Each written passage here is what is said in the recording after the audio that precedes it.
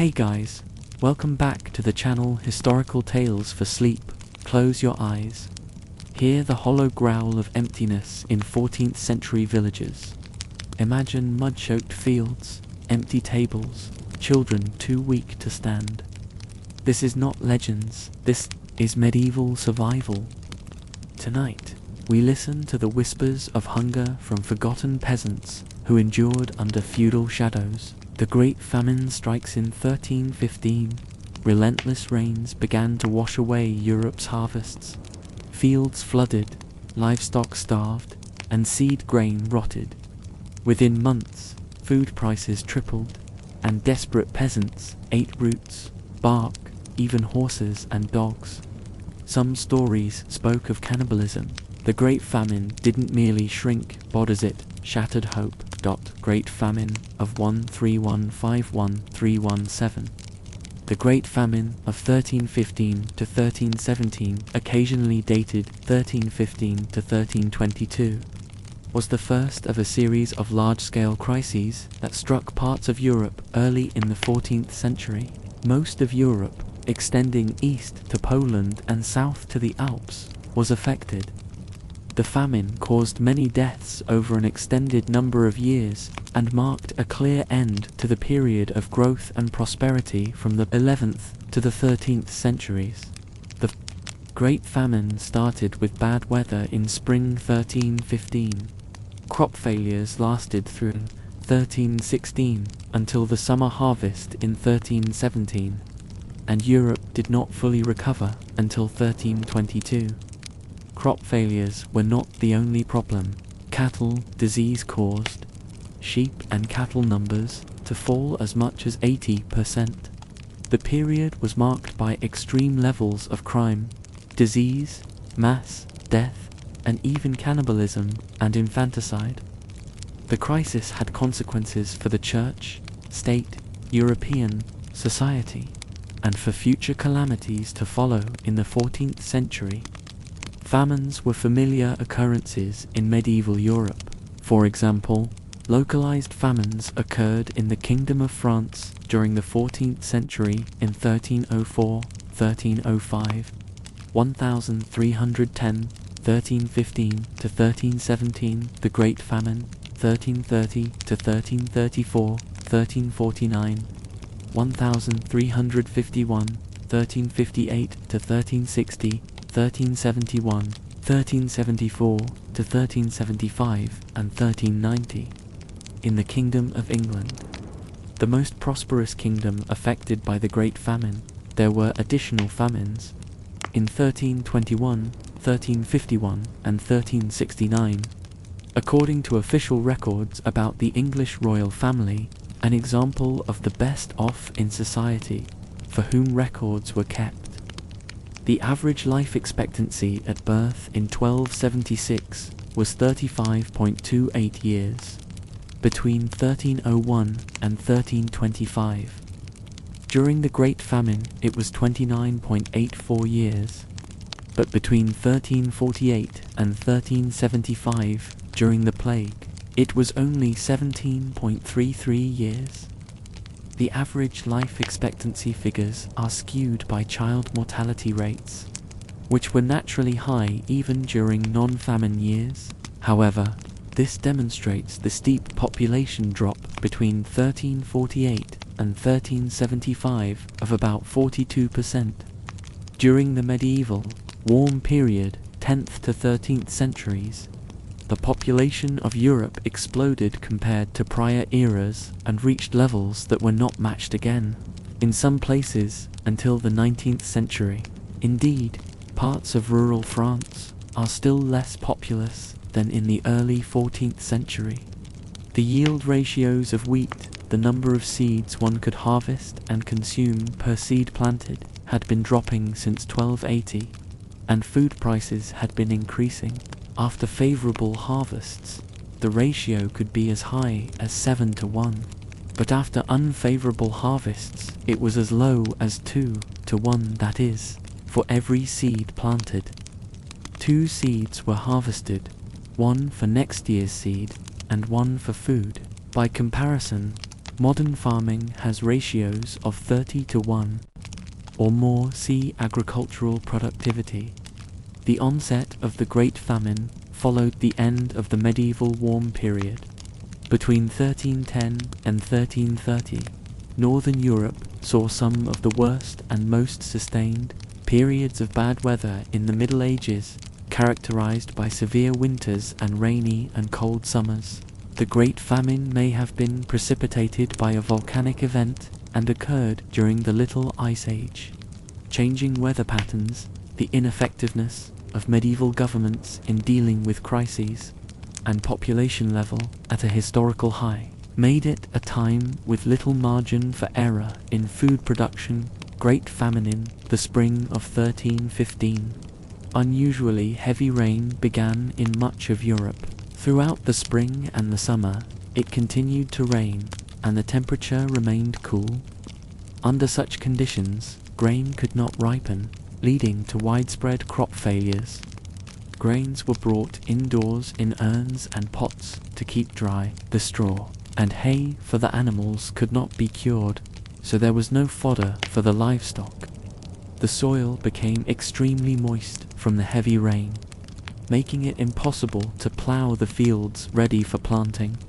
In England, lowlands in Yorkshire and Nottingham were flooded, while stew ponds on the River Foss in Yorkshire were washed away. The price of food began to rise.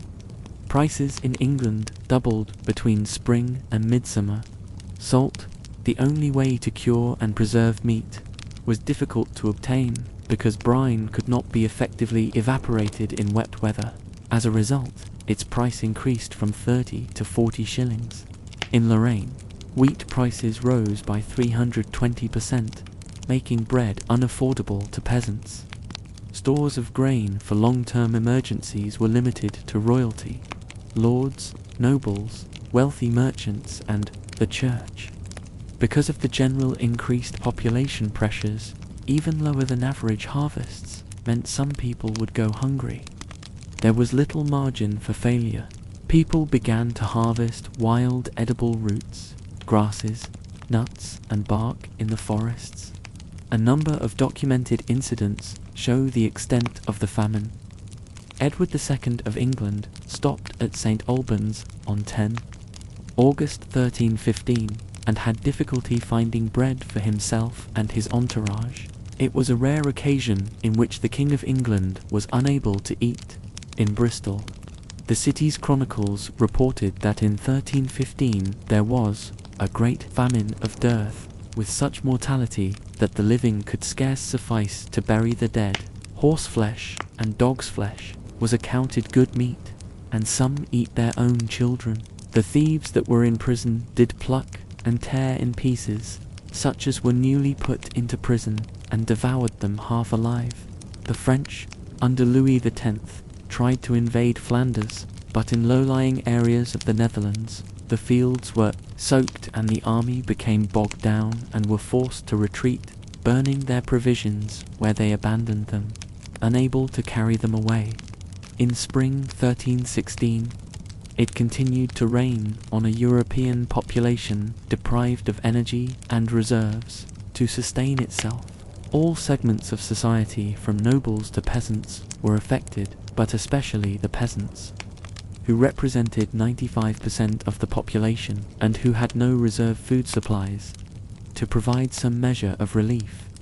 The future was mortgaged by slaughtering the draft animals, eating the seed grain, abandoning children to fend for themselves. See Hansel and Gretel, and, among old people, voluntary starvation, so that the younger generation could continue to work the fields. The chroniclers of the time noted many incidents of cannibalism. It was reported that during the famine, people would open the graves of the newly dead and claim them as food, though one can never tell if such talk was not simply a matter of rumour-mongering. As Lynn H. Nelson comments, the height of the famine was in 1317, as the wet weather continued. In that summer, the weather returned to normal patterns. By then, people were so weakened by diseases such as pneumonia, bronchitis, and tuberculosis, and so much of the seed stock had been eaten that it was not until 1325 that the food supply returned to relatively normal levels and the population began to increase. Historians debate the toll, but it is estimated that 10 to 25% of the population of many cities and towns died, though the Black Death, 1347 to 1351, would kill more people. It often swept through an area in a matter of months, whereas the Great Famine lingered for years, prolonging the suffering of the populace. Jean-Pierre Leguet noted the Great Famine produced wholesale slaughter in a world that was already overcrowded, especially in the towns, which were natural outlets for rural overpopulation. Estimates of death rates vary by place, but some examples include a loss of 10 to 15% in the south of England. Northern France lost about 10% of its population. Geography and hydroclimate context. The Great Famine was restricted to northern Europe, including the British Isles, northern France, the Low Countries, Scandinavia, Germany, and western Poland. It also affected some of the Baltic. Nearly all human societies at this time attributed natural disasters as being divine retribution for their apparent misdeeds. In a society whose final recourse for nearly all problems had been religion, and Roman Catholicism was the only tolerated Christian faith, no amount of prayer seemed effective against the root causes of the famine. Thus, the famine undermined the institutional authority of the Roman Catholic Church, and helped lay the foundations for later movements that were deemed heretical by the Roman Catholic Church, as they opposed the papacy and blamed the perceived failure of prayer upon corruption and doctrinal errors. Within the Roman Catholic Church, medieval Europe in the 14th century had already experienced widespread social violence, and even acts then punishable by death, such as rape and murder, were demonstrably far more common, especially relative to the population size. Compared with modern times, the famine led to a stark increase in crime, even among those not normally inclined to criminal activity, because people would resort to any means to feed themselves or their families. For the next several decades after the famine, Europe took on a tougher and more violent edge. It became an even less amicable place than during the 12th and the 13th centuries. This could be seen across all segments of society, perhaps most strikingly in the way warfare was conducted in the 14th century during the 100 Years' War, when chivalry ended, as opposed to the 12th and the 13th centuries, when nobles were more likely to die by accident in tournament games than on the field of battle. The famine undermined confidence in medieval governments due to their failure to deal with its resulting crisis. This had particularly dire consequences for Edward II of England, who was already an unpopular monarch. While the famine was seen as divine retribution both in England and on the continent, the English were more inclined to blame their misfortune on the perceived misrule and immorality of the king, as opposed to alleged misconduct within the church. This contributed to his downfall in 1327. Population the Great Famine ended an era of unprecedented population growth that had started circa 1050. Although some believe growth had already been slowing down for several decades, the famine brought this period to an undisputed conclusion. The Great Famine's impacts also affected future events in the 14th century, such as the Black Death, when an already weakened population would suffer an additional calamity. Daily diet and desperation. Most peasants didn't eat bread, as we know. It was dense, coarse, and often mixed with grains like barley or rye. Pottage, thick one-pot stew of vegetables, legumes, and broth was the staple. During lean times, desperate families added sawdust or acorns to stretch their rations, pottage, ale, and empty stomachs. The harsh reality of medieval peasant food imagined being so hungry you'd eat bread filled with sawdust and tree bark. It's hard to imagine in a world where we have supermarkets full of every type of food imaginable, Uber Eats and Michelin-starred restaurants. But in the Middle Ages, if you weren't lucky enough to be born into nobility, meals weren't the delicious affair we're used to. They were scraps of food that had probably been boiled for a week in a big pot over the fire. This was medieval peasant food. Peasants didn't stress over what to cook that evening because of all the choices when they Googled chicken recipes. Quite the opposite. They stressed over how they were going to find something to cook that night, as the cupboards were mostly bare. Water was contaminated, so they drank watered-down ale, if they were lucky. Fruit was a luxury, and a spice cupboard didn't exist. The food was bland, boring, and came in very small quantities. So, how on earth did one survive as a medieval peasant? Good question, and one we're about to get the answer to. A hard life, on an empty stomach imagine. Waking up at the crack of dawn, not to the aroma of freshly brewed coffee and croissants, but to the grumble of an empty stomach and the day's labour looming ahead. For medieval peasants, this was the norm. Life was a relentless cycle of toil and hunger, with little room for comfort or indulgence. Their days were dictated by the sun, starting with tending to the fields, caring for livestock, and performing various chores essential for survival. Meals were sparse and monotonous, and water sources were frequently contaminated, making ale the safer beverage choice, even for children. The constant physical labor, combined with inadequate nutrition, meant that fatigue and malnutrition were common. Yet, despite these hardships, peasants found strength in community and resilience, sharing what little they had and supporting one another through the daily grind. Bread, but not the nice kind in the Middle Ages. Bread was the cornerstone of a peasant's diet, but it was a far cry from the artisan loaves we enjoy today.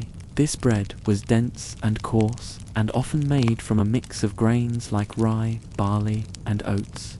Wheat, which produced finer bread, was typically reserved for the upper classes. During times of scarcity, peasants had to get creative. They supplemented their flour with fillers like acorns, peas, and even sawdust to stretch their provisions. The result was a heavy, dark loaf that was more about sustenance than flavor. Baking was often a communal affair. Villagers had shared ovens where families would bring their dough to be baked. These ovens were massive, stone structures that retained heat well, allowing multiple batches to be baked in succession. Pottage, the original one-pot wonder picture, this, a single soot-blackened pot hanging over an open fire, its contents bubbling away with a medley of whatever the garden, forest, or larder could offer. This was pottage, the medieval peasant's go-to meal. It wasn't about recipes or culinary flair. It was about survival and making do with what was available. Pottage was a thick stew, ever-changing based on the season and the day's scavenge. Root vegetables like carrots, parsnips, and turnips formed the base, while grains such as barley or oats added heft. Occasionally, a handful of herbs or a splash of ale might find their way in, but meat was a rare luxury. This stew simmered for hours, sometimes days, with new ingredients added as they became available. It was a communal dish, feeding families and neighbors alike, embodying the resourcefulness and resilience of peasant life. Meat was for the rich in the Middle Ages. Meat was a luxury that most peasants could rarely afford. Their diets were predominantly plant-based, consisting of bread, pottage, and whatever vegetables they could grow or forage. Meat was typically reserved for the nobility and the wealthy. who had the means and legal rights to hunt game and raise livestock for consumption. Peasants occasionally consumed meat, but it was often limited to special occasions or feast days. When they did have access to meat, it was usually salted pork or dried fish, which were more affordable and had longer shelf lives. Fresh meat was a rarity and often unattainable due to cost and legal restrictions. Hunting laws were strict, and forests were often designated as royal hunting grounds. Poaching was considered a serious offense, with severe punishments including fines, imprisonment, or even death. Despite the risks, some peasants resorted to poaching to supplement their meager diets, highlighting the desperation and hunger that many faced. Whatever grew nearby, there were no grocery runs in the Middle Ages. If it didn't grow in your garden, it probably didn't end up on your plate. Peasants relied heavily on the rhythm of the seasons and the stubborn crops that could survive them. It's a bit like where I live now, in rural France. Everything is seasonal. Peasants would live on cabbage, onions, turnips, leeks, and beans, which made regular appearances, not because they were loved, but because they were tough enough to grow. Most families kept a tiny plot of land for vegetables. Some even had a strip in the Lord's fields to plant what they needed. Every inch of land mattered, and wasting food wasn't an option. Wilted greens went into the pottage pot, roots were stored in cool places to stretch into winter, and herbs were dried for when fresh ones were long gone.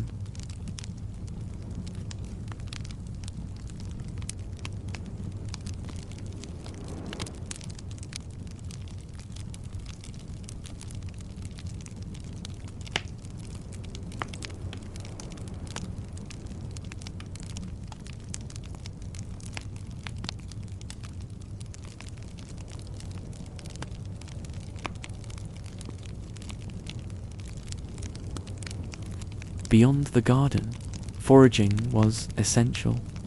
Nettles, mushrooms, and berries all had their uses.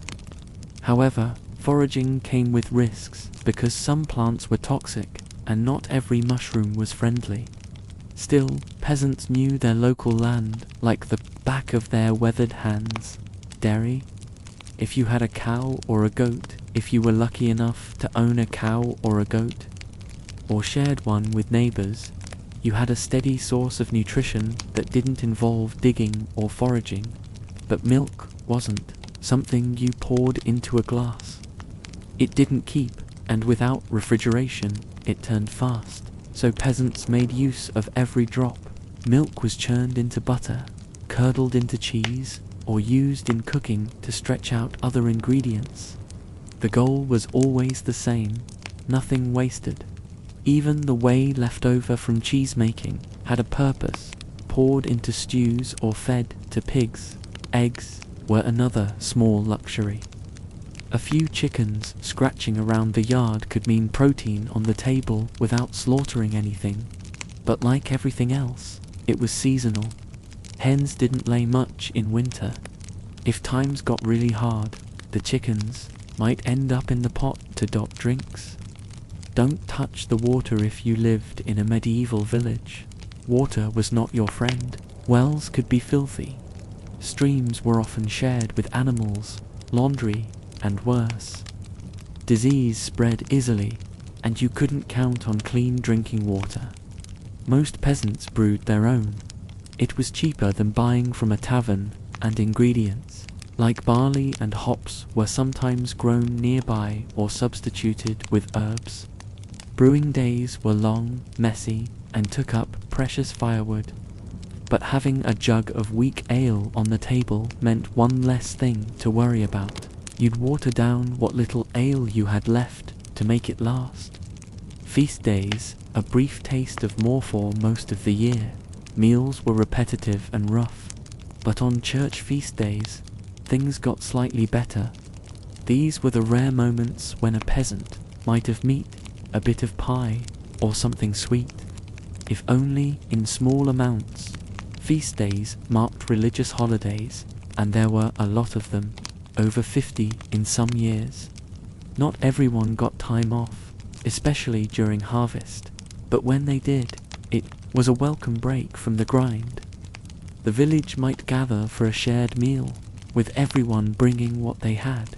It wasn't lavish, but it felt like a feast because it wasn't the same old pottage.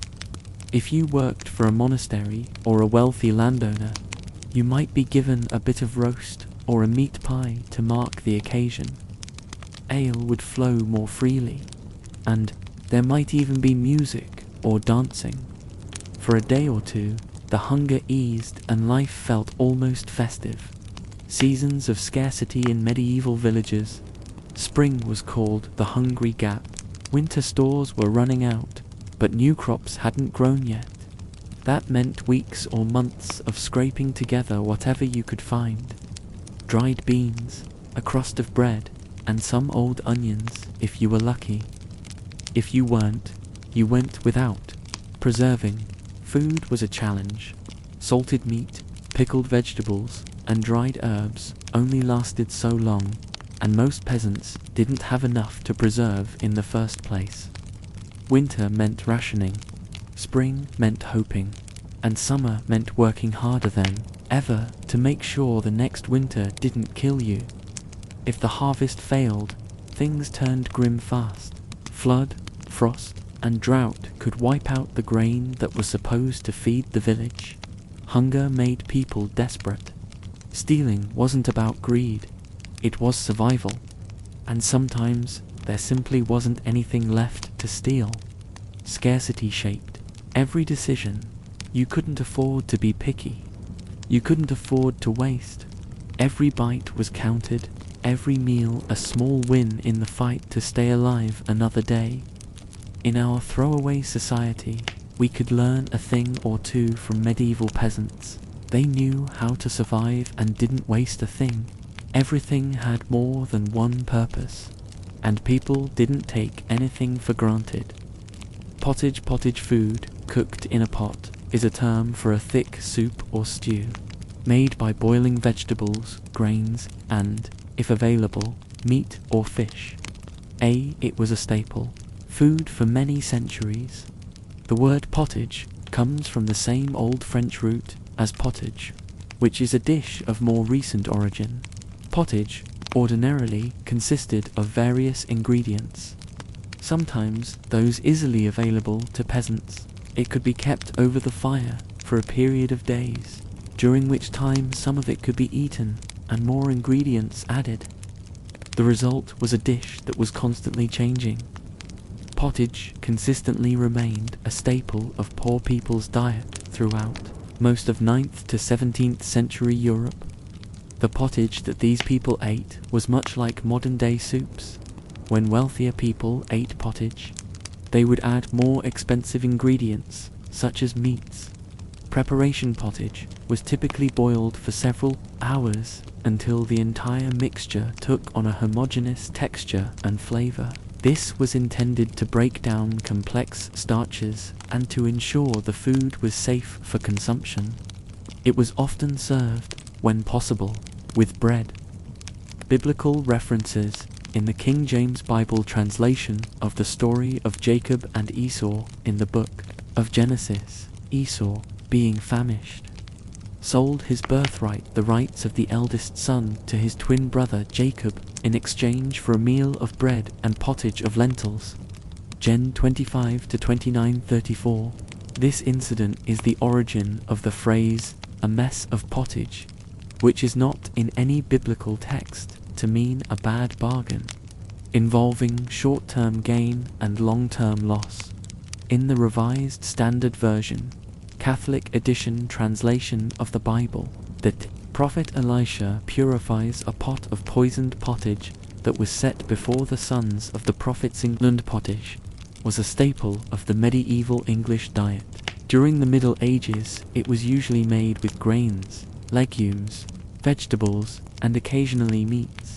In Middle English, thick pottages, standing made with cereals, kidneys, shredded meat, sometimes thickened with egg yolks and breadcrumbs. were called by various names like bruit, egadus, mortru, marmini, blancmange, and blancs dessert. Thinner pottages were said to be ronning.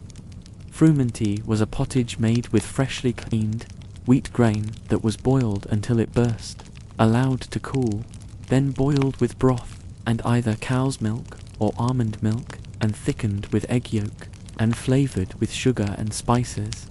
The earliest known cookery manuscript in the English language, the form of curry, written by the court chefs of King Richard II, contains several pottage recipes, including one made from cabbage, ham, onions, and leeks. Google Books and Internet Archive, a slightly later manuscript from the 1430s, is called Pottage Divers, various pottages.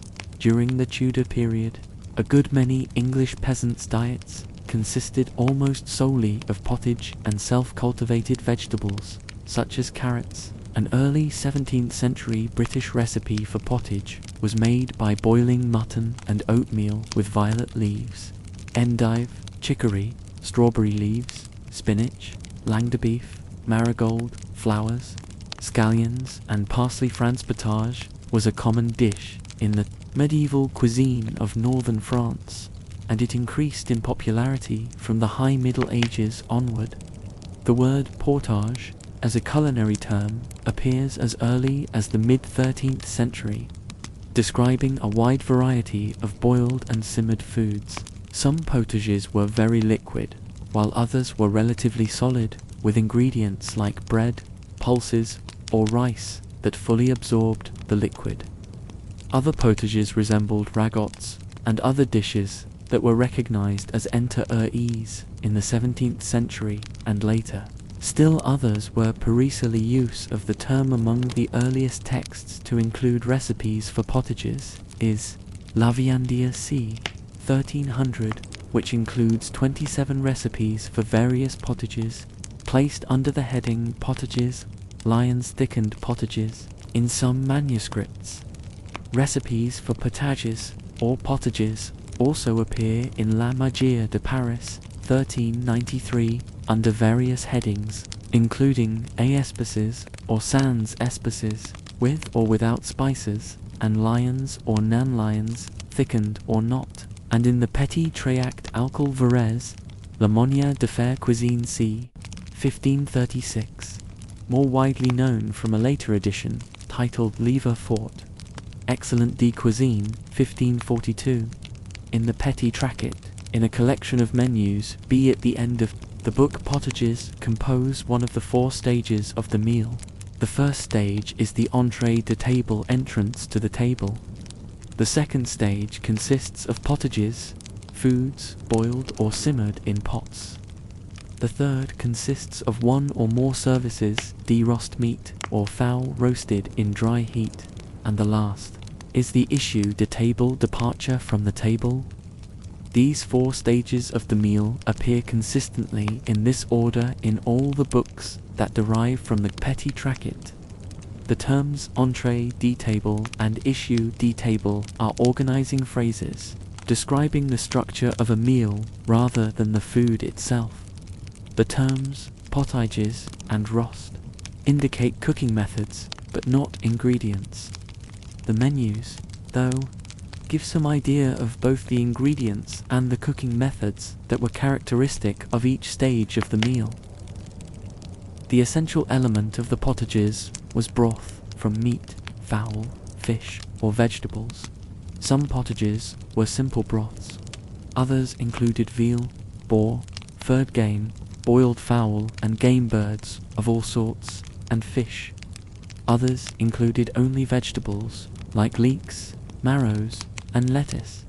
The many types of potages are similar to those of the menus in the Ménagier de Paris, written 150 years before the Petit Traquetage in the classical order of table service between the mid-16th and mid-17th century. The stages of the meal underwent several significant changes. Notably, pottage became the first stage of the meal and the entree became the second stage, followed by the roast, entremet, and dessert in the 17th 18th, and 19th centuries. Pottages on meat days were broths made from all sorts of butchers, meat, fowl, and feathered game, but not furred game. Additions to the broth included the meat or fowl used to make the broth. Other meats, including organ meats, vegetables, and bread or pasta. Common types of pottages included bouillon, clear broth from poached meat or fowl, soup bouillon mixed with finely grated bread, oils, pottages of root vegetables and varied meats, and bisques pottages of the finest delicacies, not the smooth, creamy bisques of modern cuisine.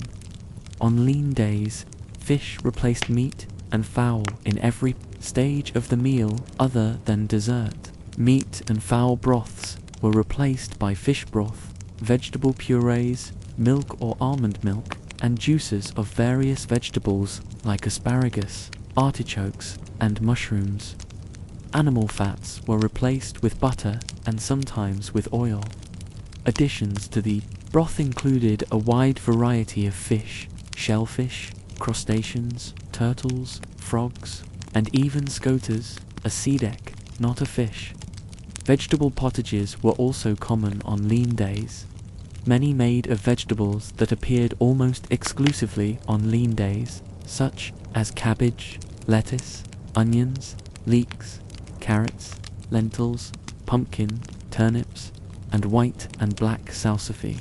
Other vegetables in pottages on lean days were of a finer quality of the sort served as entremet or Lenten entrees, including cauliflower, spinach, artichokes, cardoons, chard, celery, Paris mushrooms, and skirrets.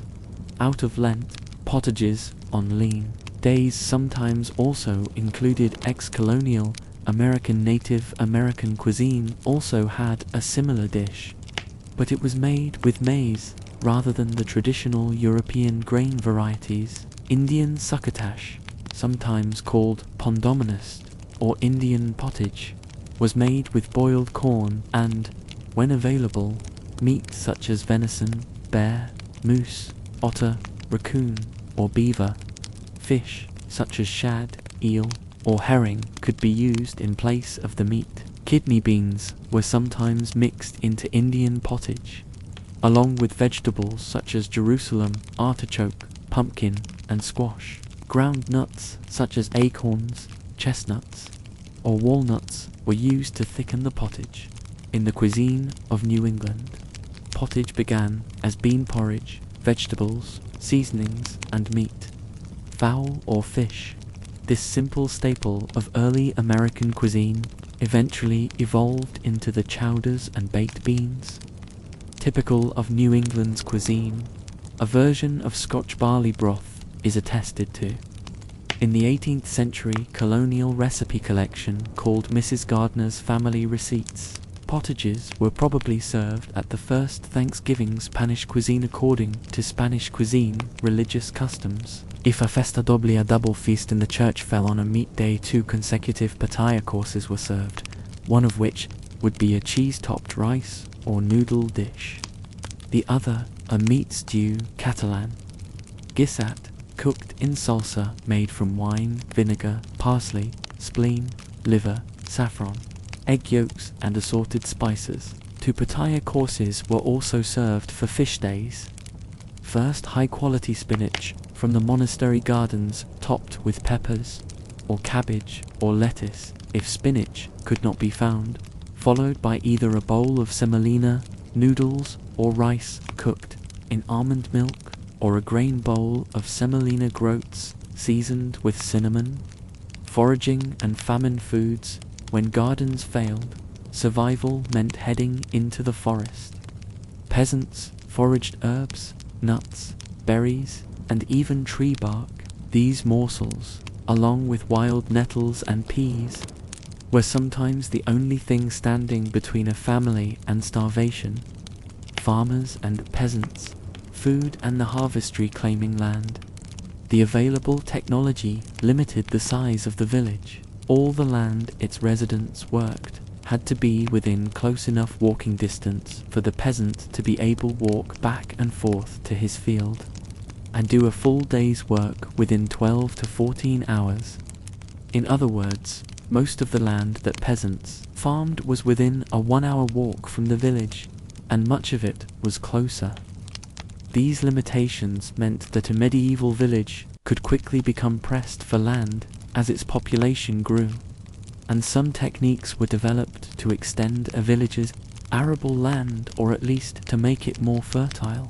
Large-scale land reclamation in the form of dikes and other drainage projects did not occur in Europe until the 18th and 19th centuries, but certain areas, such as Flanders and the Netherlands, took steps in that direction in the later Middle Ages.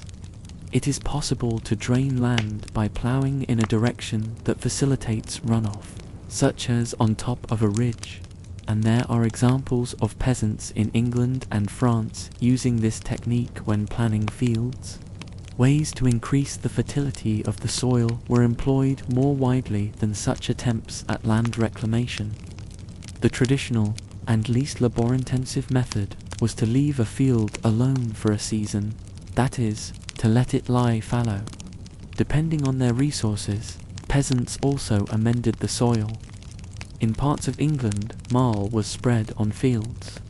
Marl is a clay soil containing a carbonate of lime, and lime increases nitrogen in the soil, accelerating plant growth. Manure mixed with straw compost could also be spread on fields. Yet, often neither marl nor compost was available in a quantity necessary for it to be effective. In other words, peasant resources for improving or expanding arable land were limited. Crops and land. Peasants used much of the arable land they controlled. Beyond that, around their residences, for growing grain, the type of grain and the method they used to plough and plant varied greatly depending on climate and tradition. The staple grain was whichever variety grew best in the region: rye in the mountains, wheat in lowlands, barley, oats, vetch, and others throughout Europe. By the 10th and 11th centuries in most parts of Central and Western Europe, these grains were grown in rotation to maximize productivity. For example, wheat and rye were traditionally planted in the fall, while barley, oats, vetch, and peas were sown in the early spring. Crop rotation could occur 2 or 3 times a year depending on the period and the region. But generally, every 2nd or 3rd year a field was left fallow to recover some fertility. By the 12th and 13th centuries, as the European economy grew, certain regions began to specialize. For example, Burgundy and Bordeaux produced wine, while around Toulouse in southern France, the peasants concentrated on growing the plants from which blue and yellow dyes were made. Northern England was known for its sheep, while northern Germany specialized in cattle. In order to support such varied styles of agriculture, the ways peasants distributed village lands were also different. In some parts of Europe, a peasant's landholdings formed a solid block of property, but the common pattern in France, England, and Western Germany was for all the village lands to be divided into strips. Each landholding peasant had rights to a certain number of strips, and they were scattered all over the village lands. This method ensured that no single peasant household monopolized all the best land. Ploughing and planting. One of the great technological revolutions of the Middle Ages was the development of the mouldboard plough, which allowed a farmer to plough the land more deeply than he could, using an older, traditional plough, thus making his land more arable. In the areas where the traditional plough continued to be used, then there were many. The general procedures were similar, depending on climate. Around the beginning of October, a farmer began to break up the soil in his fields so that it would be ready for planting. He and his son, a male relative, another farmer, or even a female family member hitched a team of horses or oxen to the plough. while one person guided the team, the other guided the plough, and they would begin making long, straight furrows up and down their narrow strips of land. After the furrows had been made, the farmer placed his seed in a basket or bag draped across his chest and scattered the seed on the field. After all the seed had been spread, he brought the team of horses or oxen out again and attached them to a harrow, a rectangular or square metal frame with downward-facing metal spikes that raked the fields as it was pulled, leveling the furrows and covered the harvest. One of the peasants' most back-breaking and important chores was harvesting their crops. At harvest time, in particular, all members of the village turned out to lend a hand. Women and children worked alongside husbands, fathers, and brothers to bring in the crop on which they depended. A mother with an infant would put it in a carrier that was hung from a low limb so that animals could not injure or eat the child. Those villagers who did not have sufficient land for their needs, or who had no land at all, worked as laborers for other villagers. Harvesters worked their way down a field using sickles to cut off the grain near its base. This grain was left to dry and turned with pitchforks, usually for a few days, depending on the climate. A sudden downpour could mean famine for a village.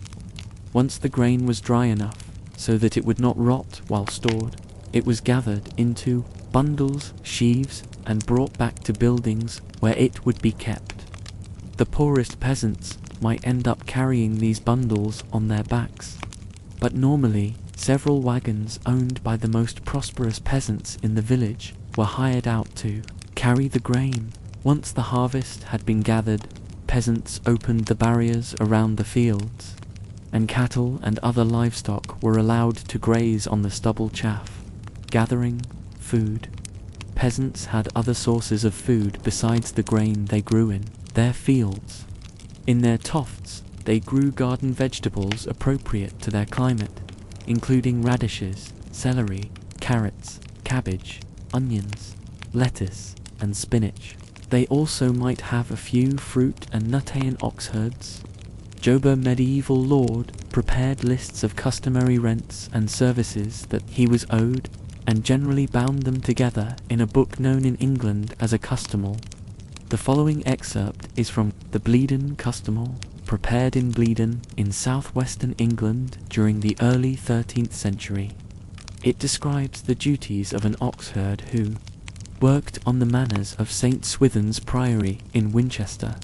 An ox herd is ordained by office to keep oxen, he feedeth, and nourisheth oxen, and bringeth them to leas pasture and home again, and bindeth their feet with landholds and spannels types of hobbles, and knighteth and cloggeth them while they be in pasture and leas, and yoketh and maketh them draw at the plough, and pricketh the slow with a goad, and maketh them draw even, and pleaseth them with whistling and with song, to make them bear the yoke with the better will for the liking of melody of the voice.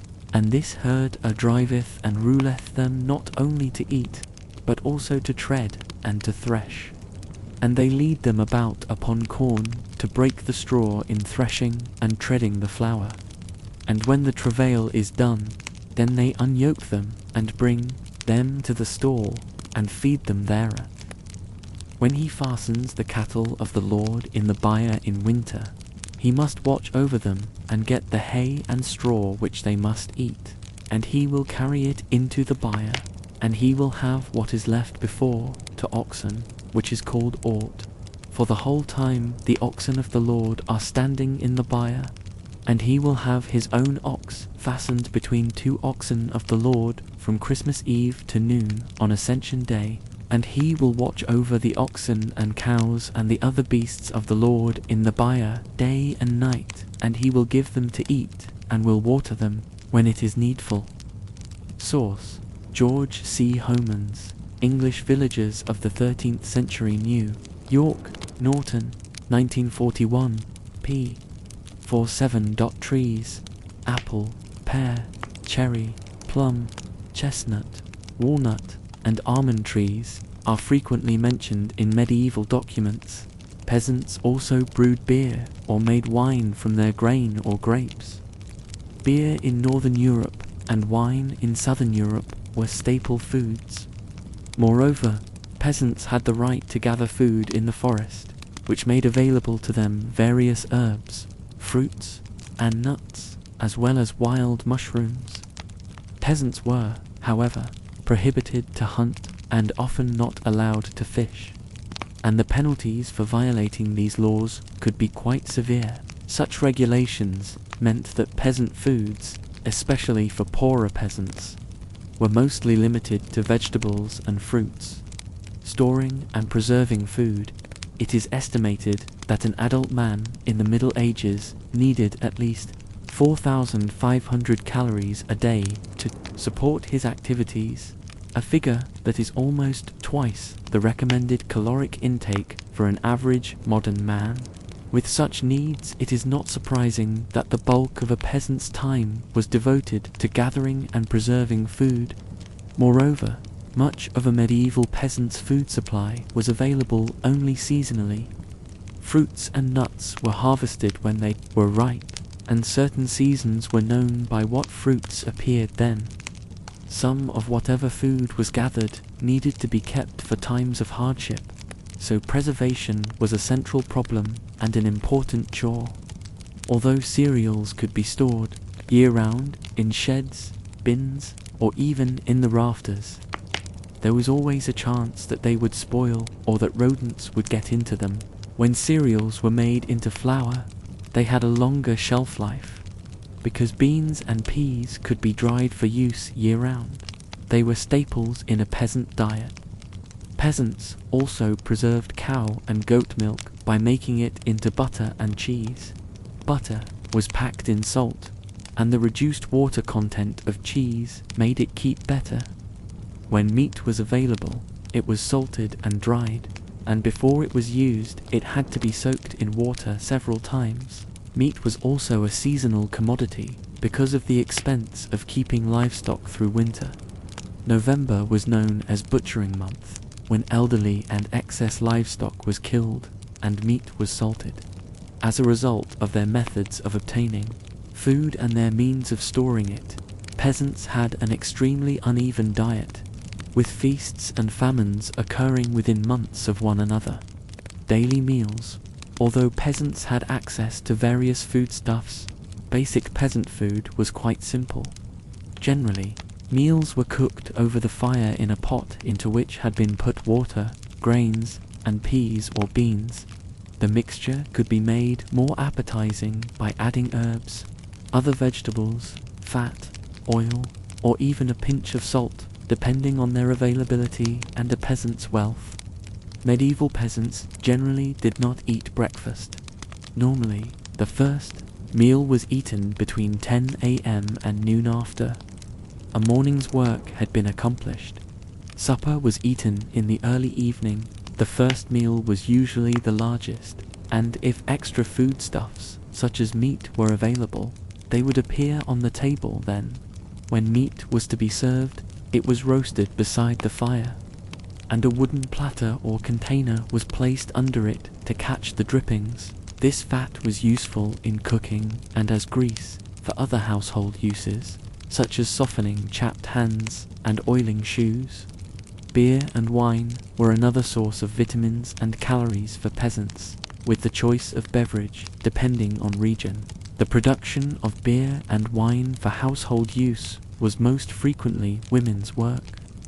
Although by the 13th century wine production had become more commercialized, it is estimated that a medieval European drank approximately a gallon of ale or a half gallon of wine a day, although many peasants would have probably drunk less because of the cost. The alcohol content of medieval wine and ale, however, was substantially lower than their modern equivalents. Bread was another product that became less of a luxury during the Middle Ages, but it was still less common than grain porridge because of the cost in time, materials, and expertise to produce it. Because peasant homes did not contain ovens or did not have ready ways of maintaining the consistent heat necessary to produce bread. Bread was often baked at a village bakehouse, and only a fairly large and prosperous village could support one. Moreover, the danger of fire led many lords and village committees to set strict regulations on the kinds of fires allowed in peasant homes and how hearths should be maintained and used. Livestock. Aside from a peasant's house and land, his greatest investment was in livestock. Cattle, sheep, goats, pigs, and poultry were expensive to maintain and often the first sacrificed in times of famine. The largest domesticated animals peasants used regularly were horses or oxen, which were needed to pull the heavy moldboard plough. Although medieval treatises about ploughing often called for a team of 8 horses or oxen, it seems that most peasants worked with 4 animals.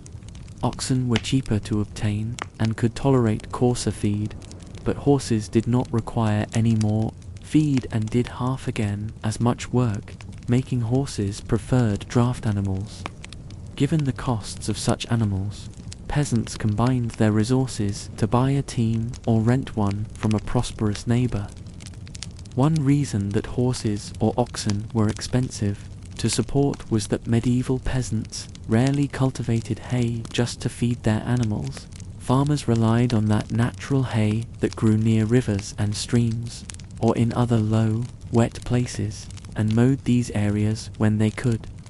It was also common to allow cattle and horses into harvested fields to eat the chaff left after harvesting, a practice that had the advantage of scattering manure, that is, fertilizer on the fields. A town bull was allowed to run loose in the town to impregnate cows. While the ownership of small animals, peasants often owned livestock such as pigs, goats, and poultry. Women generally tended these animals, as well as dairy, cattle, and processed many of the animals' products. They clipped hair from sheep and goats to make cloth.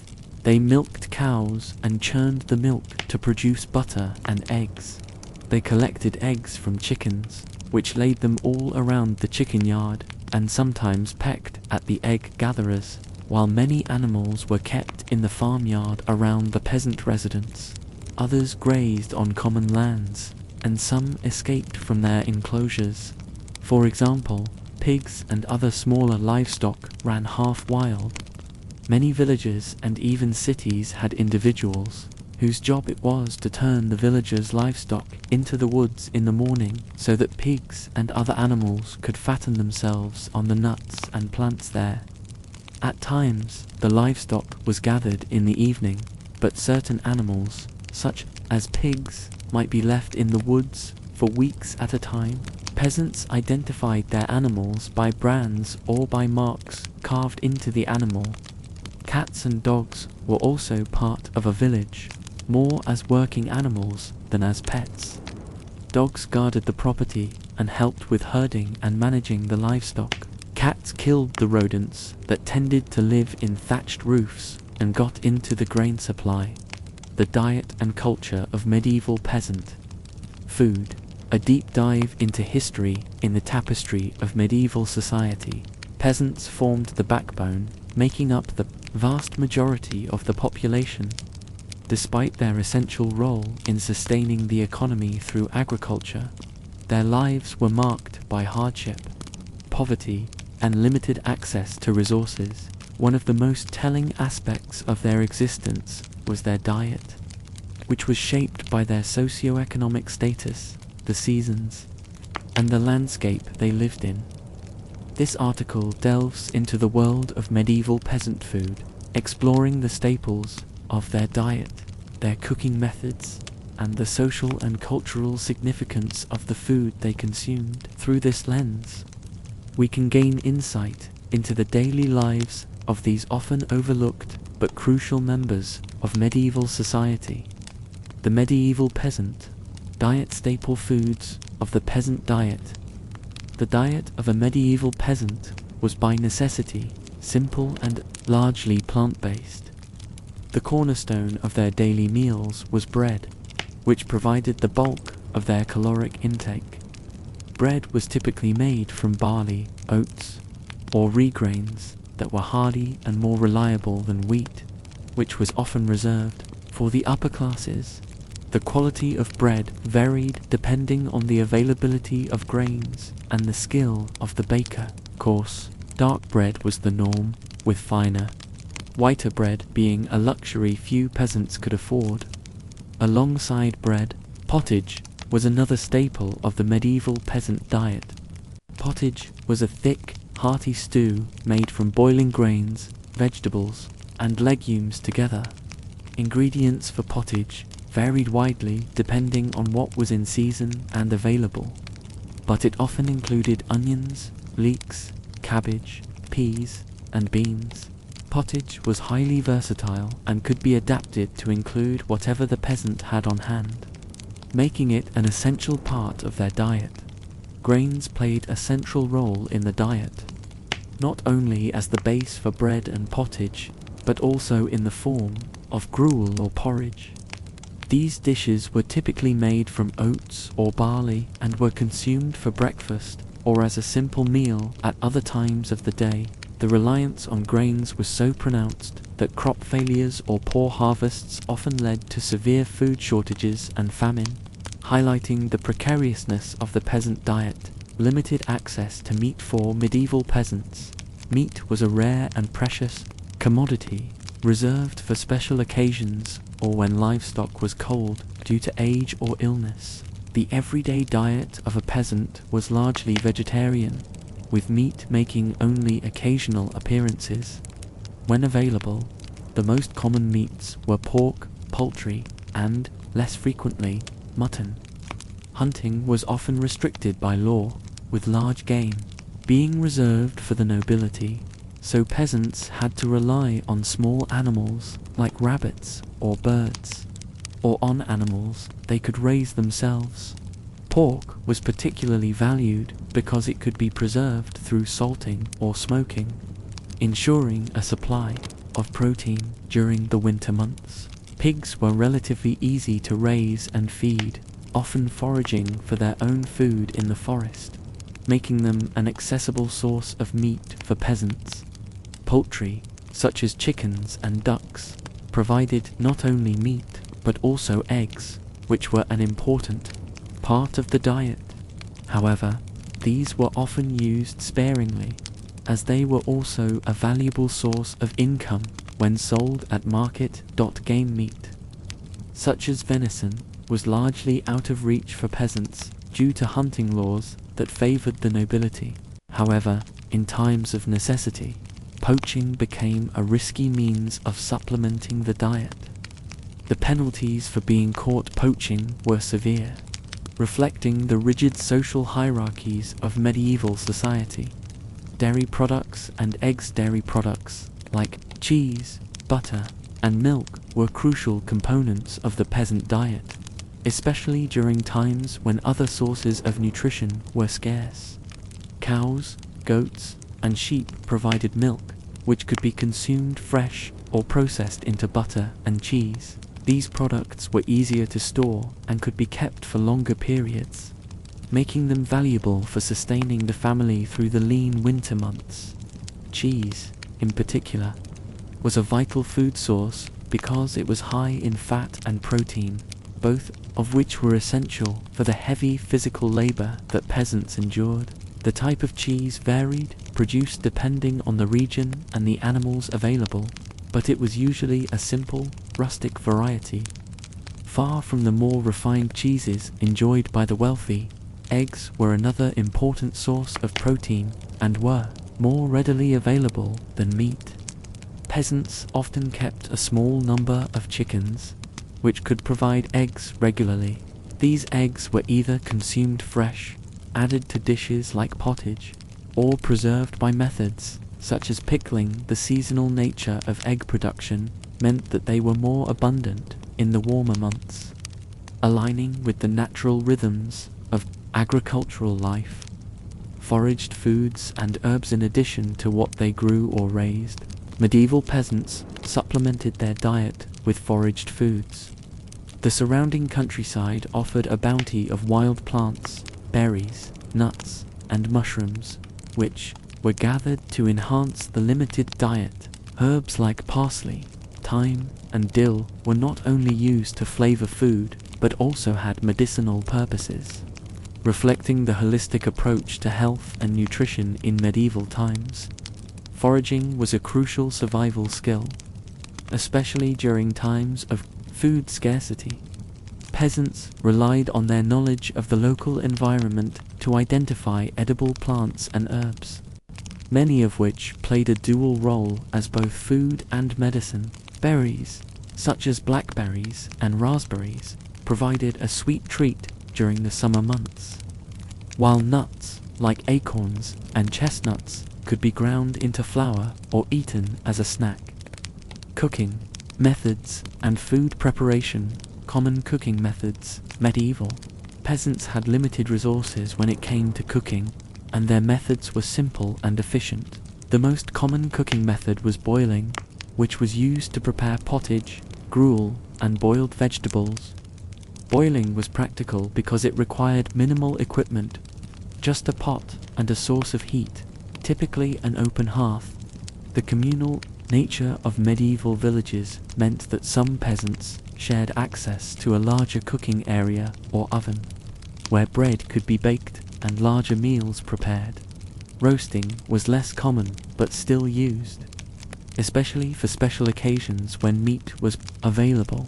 Peasants would spit roast small animals like chickens or rabbits over an open fire. This method was labor-intensive and required constant attention, so it was reserved for times when the community came together, such as during festivals or celebrations. Baking was primarily associated with bread making, and many peasants relied on communal ovens for this purpose. These ovens were often located in the center of the village and were used by multiple families, reinforcing the communal aspect of medieval life. Baking was a skill passed down through generations, and the quality of bread was a point of pride for many peasants. Food preservation techniques. Given the scarcity of food and the challenges of the medieval environment, food preservation was essential for survival. Peasants employed various techniques to extend the shelf life of their food, particularly during the winter months when fresh produce was unavailable. Salting was a common method for preserving meat, especially pork. Salt was a valuable commodity, and its ability to draw moisture out of meat made it an effective preservative. Salted meat could be stored for months, providing a reliable source of protein when fresh meat was scarce. Smoking was another preservation method, particularly for fish and meat. The smoke from a fire would infuse the food with flavor while also drying it out, preventing the growth of bacteria. Drying was used for a variety of foods, including fruits, vegetables, and herbs. Peasants would hang these items in a warm, dry place, such as near the hearth, to remove moisture and prevent spoilage. Pickling was also common, especially for preserving vegetables like cabbage, onions, and cucumbers. Vinegar or brine was used to create a sour environment that inhibited bacterial growth, allowing the food to be stored for extended periods. Tools and utensils used in cooking. The tools and utensils available to medieval peasants were basic but functional. Pots and cauldrons made of iron or clay were essential for boiling and cooking over an open fire. These were often passed down through generations, becoming well-worn but invaluable household items. Knives were the primary tool for food preparation, used for everything from chopping vegetables to butchering small animals. Many peasants would have only one or two knives, which were carefully maintained and sharpened. Wooden utensils, such as spoons and ladles, were used for stirring and serving food. These were often homemade, reflecting the resourcefulness of the peasant class. The simplicity of these tools is a legacy to the ingenuity of medieval peasants, who made the most of what they had to prepare nourishing meals for their families. Social and cultural aspects of peasant food. Communal meals and feasting food was not just sustenance for medieval peasants. It was also a focal point of social and communal life. Communal meals were common, particularly during harvest time or religious festivals, when the community would come together to celebrate and share food. These meals fostered a sense of solidarity and mutual support, essential in a world where survival depended on cooperation. Feasts were rare but significant events in the life of a peasant, often tied to the agricultural calendar or religious observances. These gatherings allowed peasants to enjoy richer foods, such as meat and ale, that were not part of their daily diet. The village would pool resources to prepare a feast, and the shared experience strengthened community bonds. Religious influences on diet. Religion played a central role in the lives of medieval peasants, and this extended to their diet. The church imposed dietary restrictions, particularly during periods like Lent and Advent, when fasting or abstaining from certain foods was required. Fish became a staple during these times, as it was allowed when meat was forbidden. The rhythm of the religious calendar influenced the availability and type of food consumed, with feast days providing rare opportunities to indulge in richer fare. The church also promoted the idea of gluttony as a sin, which reinforced the moderation and simplicity of the peasant diet. Monks and nuns, who often lived among the peasantry, practiced asceticism, and their dietary habits influenced the broader community.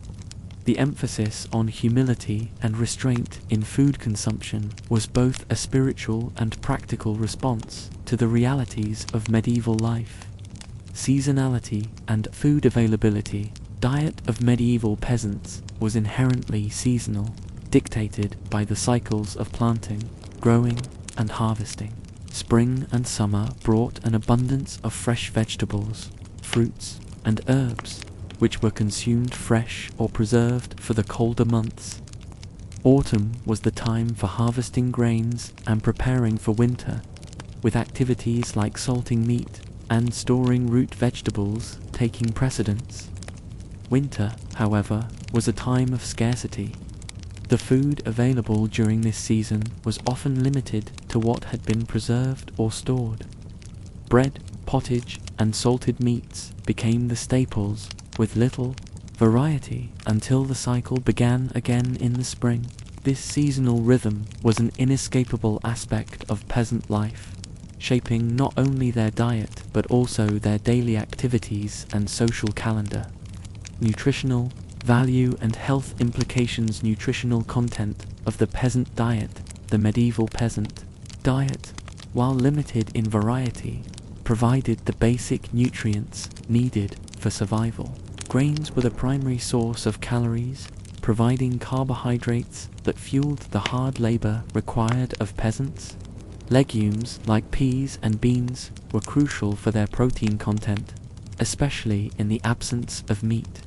Vegetables added essential vitamins and minerals, though the diet was often deficient in certain nutrients, such as iron and B vitamins, leading to health issues over time.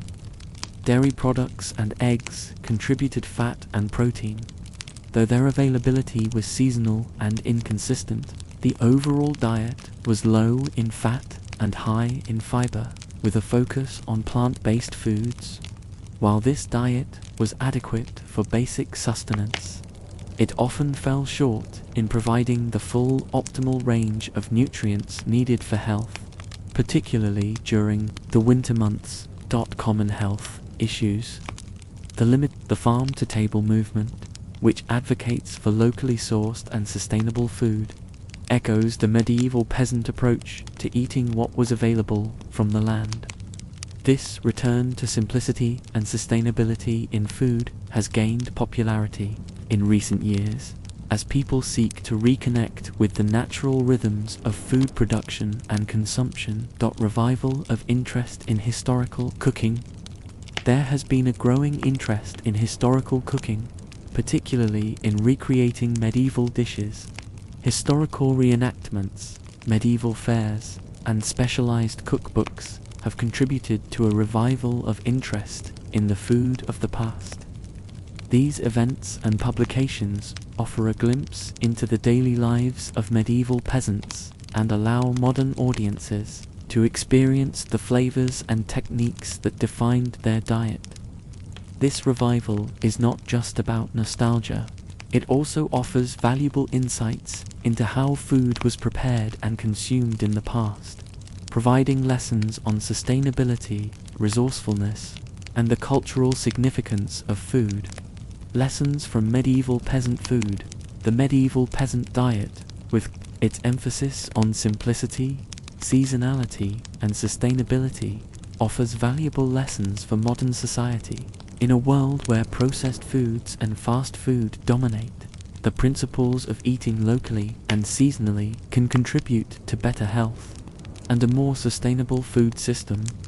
The resourcefulness of medieval peasants, who made the most of what they had and wasted little, is a model for reducing food waste today.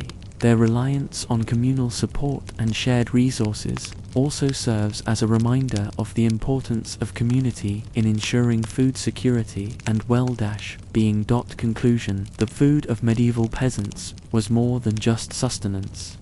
It was a reflection of their environment, their social structure, and their resilience in the face of adversity. While their diet was simple and often monotonous, it was also deeply connected to the land and the rhythms of nature. The legacy of medieval peasant food lives on in many of the dishes and culinary practices we still enjoy today, offering a glimpse into the past and lessons for the future. Living conditions and labour homes were small and cramped, made of wattle and daub, with thatch roofs, no windows, and shared with livestock. Daily life began at dawn with prayers, then long hours of hard labour, ploughing, harvesting, and preparing food. Women shouldered household chores too, from spinning wool to cooking over open fires. What was life like for peasants during the Middle Ages? In the early Middle Ages, most of medieval England's population lived as peasants. In fact, around 90% of the population of England were peasants at the time. Like everyone else, medieval peasants lived under the feudal system, but the life of an average peasant or serf was very hard. Even in the late Middle Ages, a peasant's life was still hard. The work was relentless, backbreaking, and often unpleasant. Let's take a closer look at what life was like for peasants during the Middle Ages. What is a peasant? Most medieval peasants were farmers. They lived in small villages on land belonging to a local lord or knight called a manor. Most peasants were serfs or villeins and tied to their land by the law of the feudal system. A peasant's life followed the seasons. They ploughed fields in the autumn, sowed them in spring, and harvested them in August. Their working day began at dawn, with one of the first jobs being preparing the animals. It would finish at dusk, when the sun set, and one of the last jobs of the day would be returning the animals to their stalls for the night. Life in a medieval village wasn't all misery and hardship. Holy days meant a day off work. Peasants would have fun with games, but these games could be rough. Wrestling, shink, and cockfighting were popular. Football could become very violent in medieval England. Sometimes it was more like a fight than a ball game, as the ball wasn't always the focus of attention. Football was seen as a distraction from archery, which was a compulsory activity for men. This was especially true during the 100 Years' War, when longbowmen were crucial to England's success. Edward II and Edward III would both ban football during their reigns in 1349 and 1477. Other monarchs in the late Middle Ages would also try to ban football. Richard II tried in 1389 and Henry IV also tried in 1401. Edward III said this about football: "No person shall practice football and such games. Every strong and able-bodied person shall practice with the bow, for the reason that national defense depends upon such bowmen." What did medieval peasant houses look like? Medieval peasants lived in huts. Medieval peasant houses had no more than 2 rooms. More commonly, they were single-roomed dwellings. The walls were made from a wooden frame. In between the frame were woven panels called wattle. This would be covered with a mixture of wet clay, soil, animal dung and straw called daub. There wouldn't be any windows and the roof was thatched. Inside the house there would be a fireplace where all the cooking would be done, simple wooden furniture and a space reserved to keep animals. The women of the family would spin wool, using tools called a distaff and a spindle. The wool would be woven into rough cloth using a simple wooden loom. Most peasants living on a manor owned nothing of their own.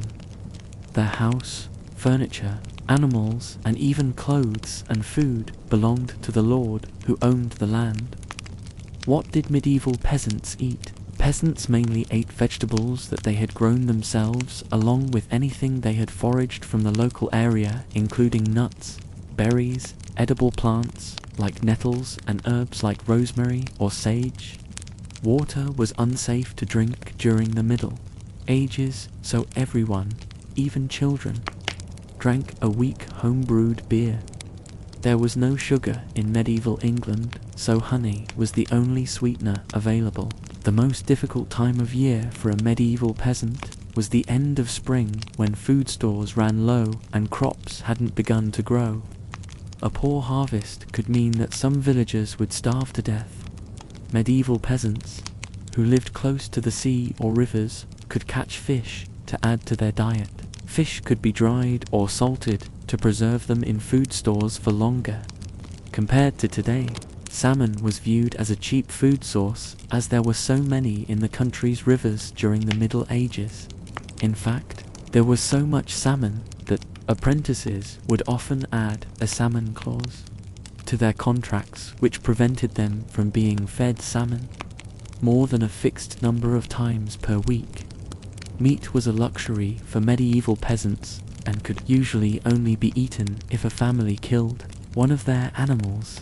This wasn't a good idea, as farm animals like cows or chickens were more useful alive, producing eggs or milk.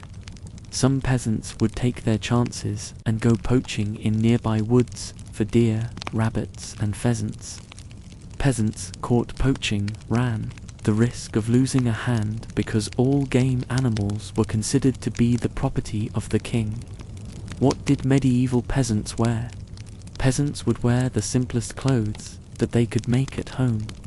The women of the family would spin and weave wool to make cloth. Men wore near-length tunics with long stockings or linen trousers on their legs. To keep their heads warm, men would wear tight-fitting hoods on their heads.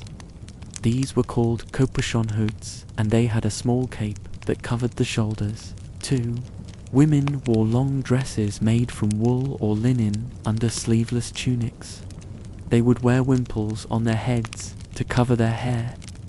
Both men and women would wear wool hats, gloves and sheepskin or wool cloaks in the colder months to keep them warm and dry while they worked outdoors. Medieval peasants didn't have pockets in their clothing, so carried cloth or leather pouches to keep small items in.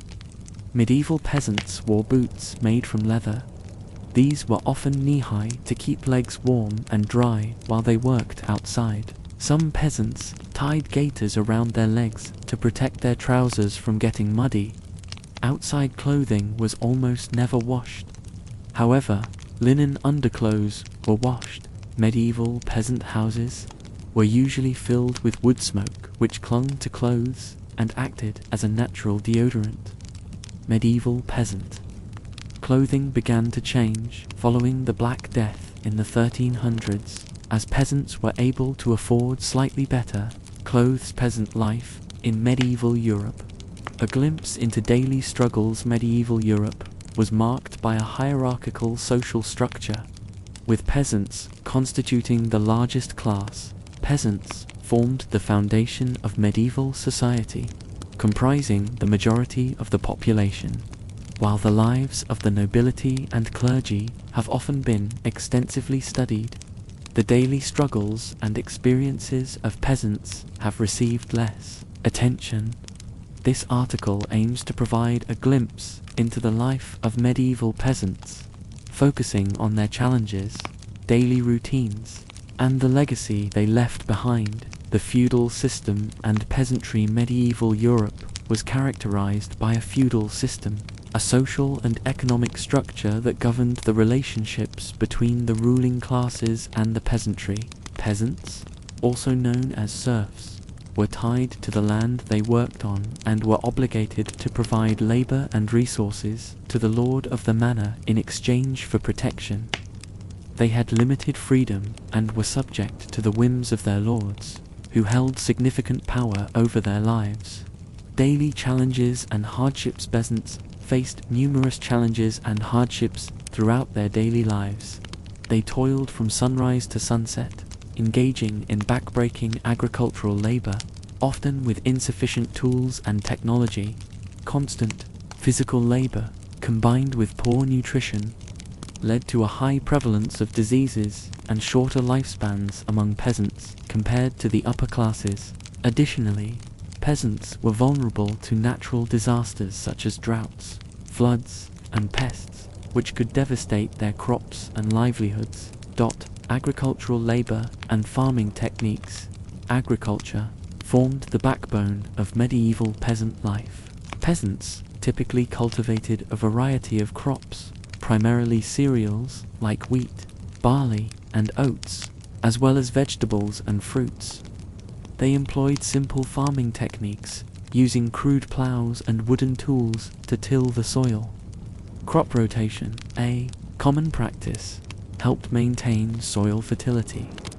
However, the lack of scientific knowledge and limited resources meant that yields were often low, contributing to food insecurity and dependence on agriculture. Role of women in peasant society. Played a crucial role in medieval peasant society. They shared the burden of agricultural labor alongside men, working in the fields and tending to livestock. In addition to their agricultural responsibilities, women managed the household, cared for children, and often participated in cottage industries to supplement their family's income. Despite their indispensable contributions, women faced limited rights, societal restrictions, and a lack of formal recognition. Food and diet of medieval peasants.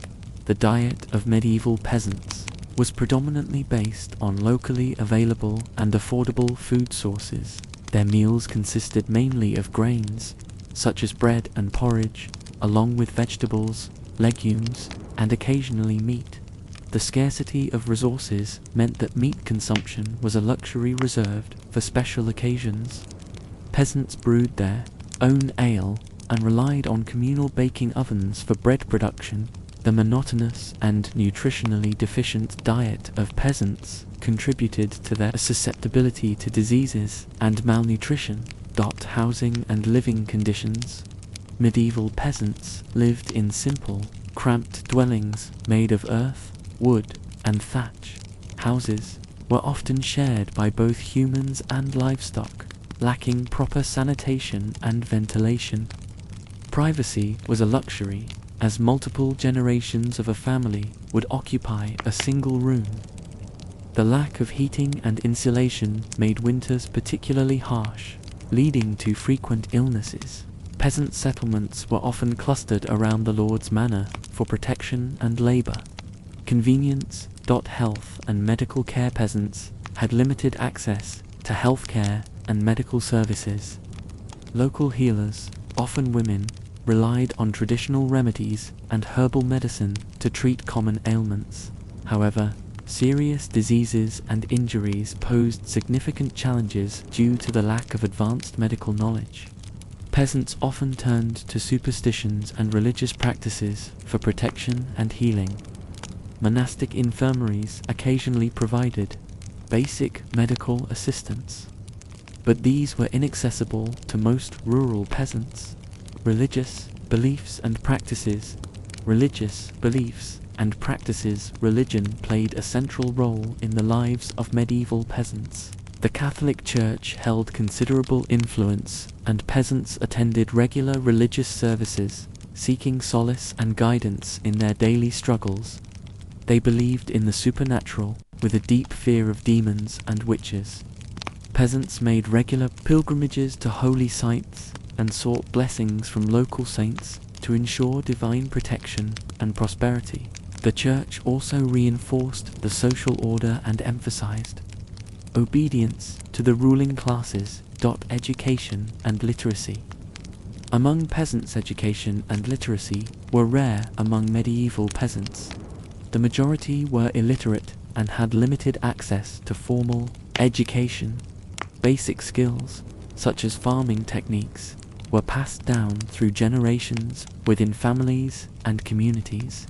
Monastic schools, where they existed, offered education primarily to the nobility and clergy. Peasants rarely had the opportunity to acquire reading and writing skills, which further reinforced their dependency on the ruling classes. Peasant revolts and social unrest. Harsh conditions faced by medieval peasants occasionally led to social unrest and uprisings. Peasant revolts, such as the Jacquerie in France and the Peasants' Revolt in England, were responses to oppressive feudal systems and unfair labor conditions. These rebellions often resulted in violent clashes and were met with brutal suppression by the ruling classes. Although revolts were frequently crushed, they contributed to the slow erosion of the feudal system and the eventual rise of social change. Legacy of medieval peasant life. Medieval peasants made significant contributions to the development of European society. Their labor and expertise in agriculture formed the backbone of the economy, ensuring food production and economic stability. The struggles they endured and the social unrest they sparked played a crucial role in the gradual dismantling of the feudal system. While their daily lives were filled with challenges and hardships, peasants left a lasting legacy that shaped the course of European history. Understanding their experiences provides valuable insights into the complexities and dynamics of medieval society.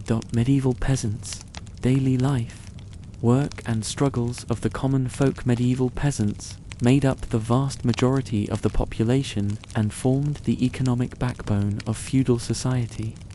Tied to the land and often bound by serfdom, they worked long hours in the fields, raised livestock, and paid heavy taxes to their lords.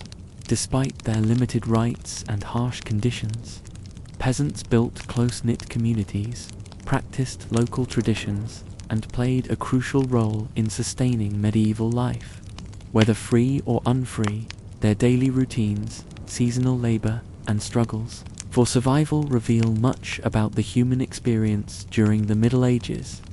The majority of the medieval population were in the peasantry class. A serf commonly worked in the fields of a manor estate, doing labor-intensive jobs such as ploughing the fields. Peasants could be free or unfree laborers within the medieval system.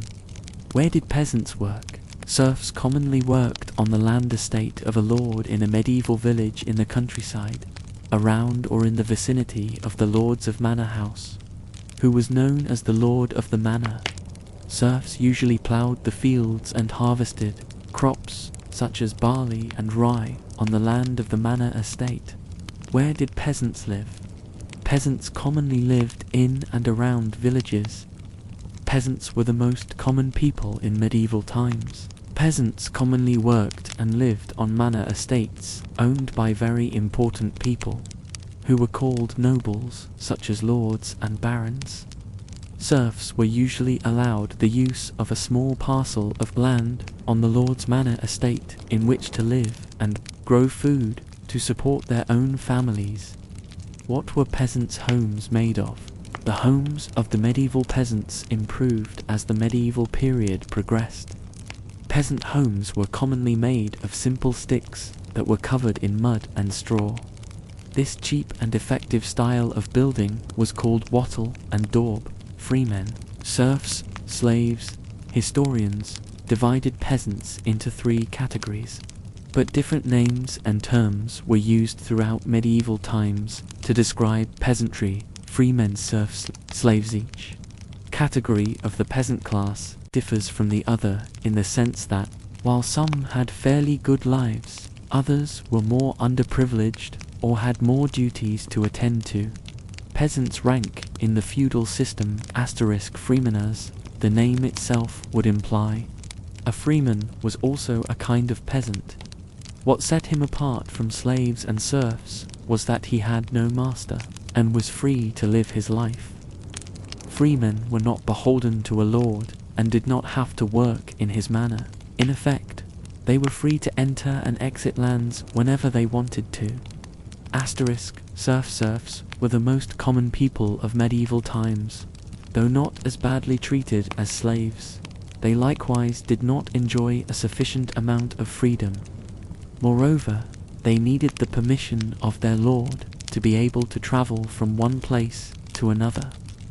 The nobility owned both the fields and the harvests produced by the serfs who worked their lands.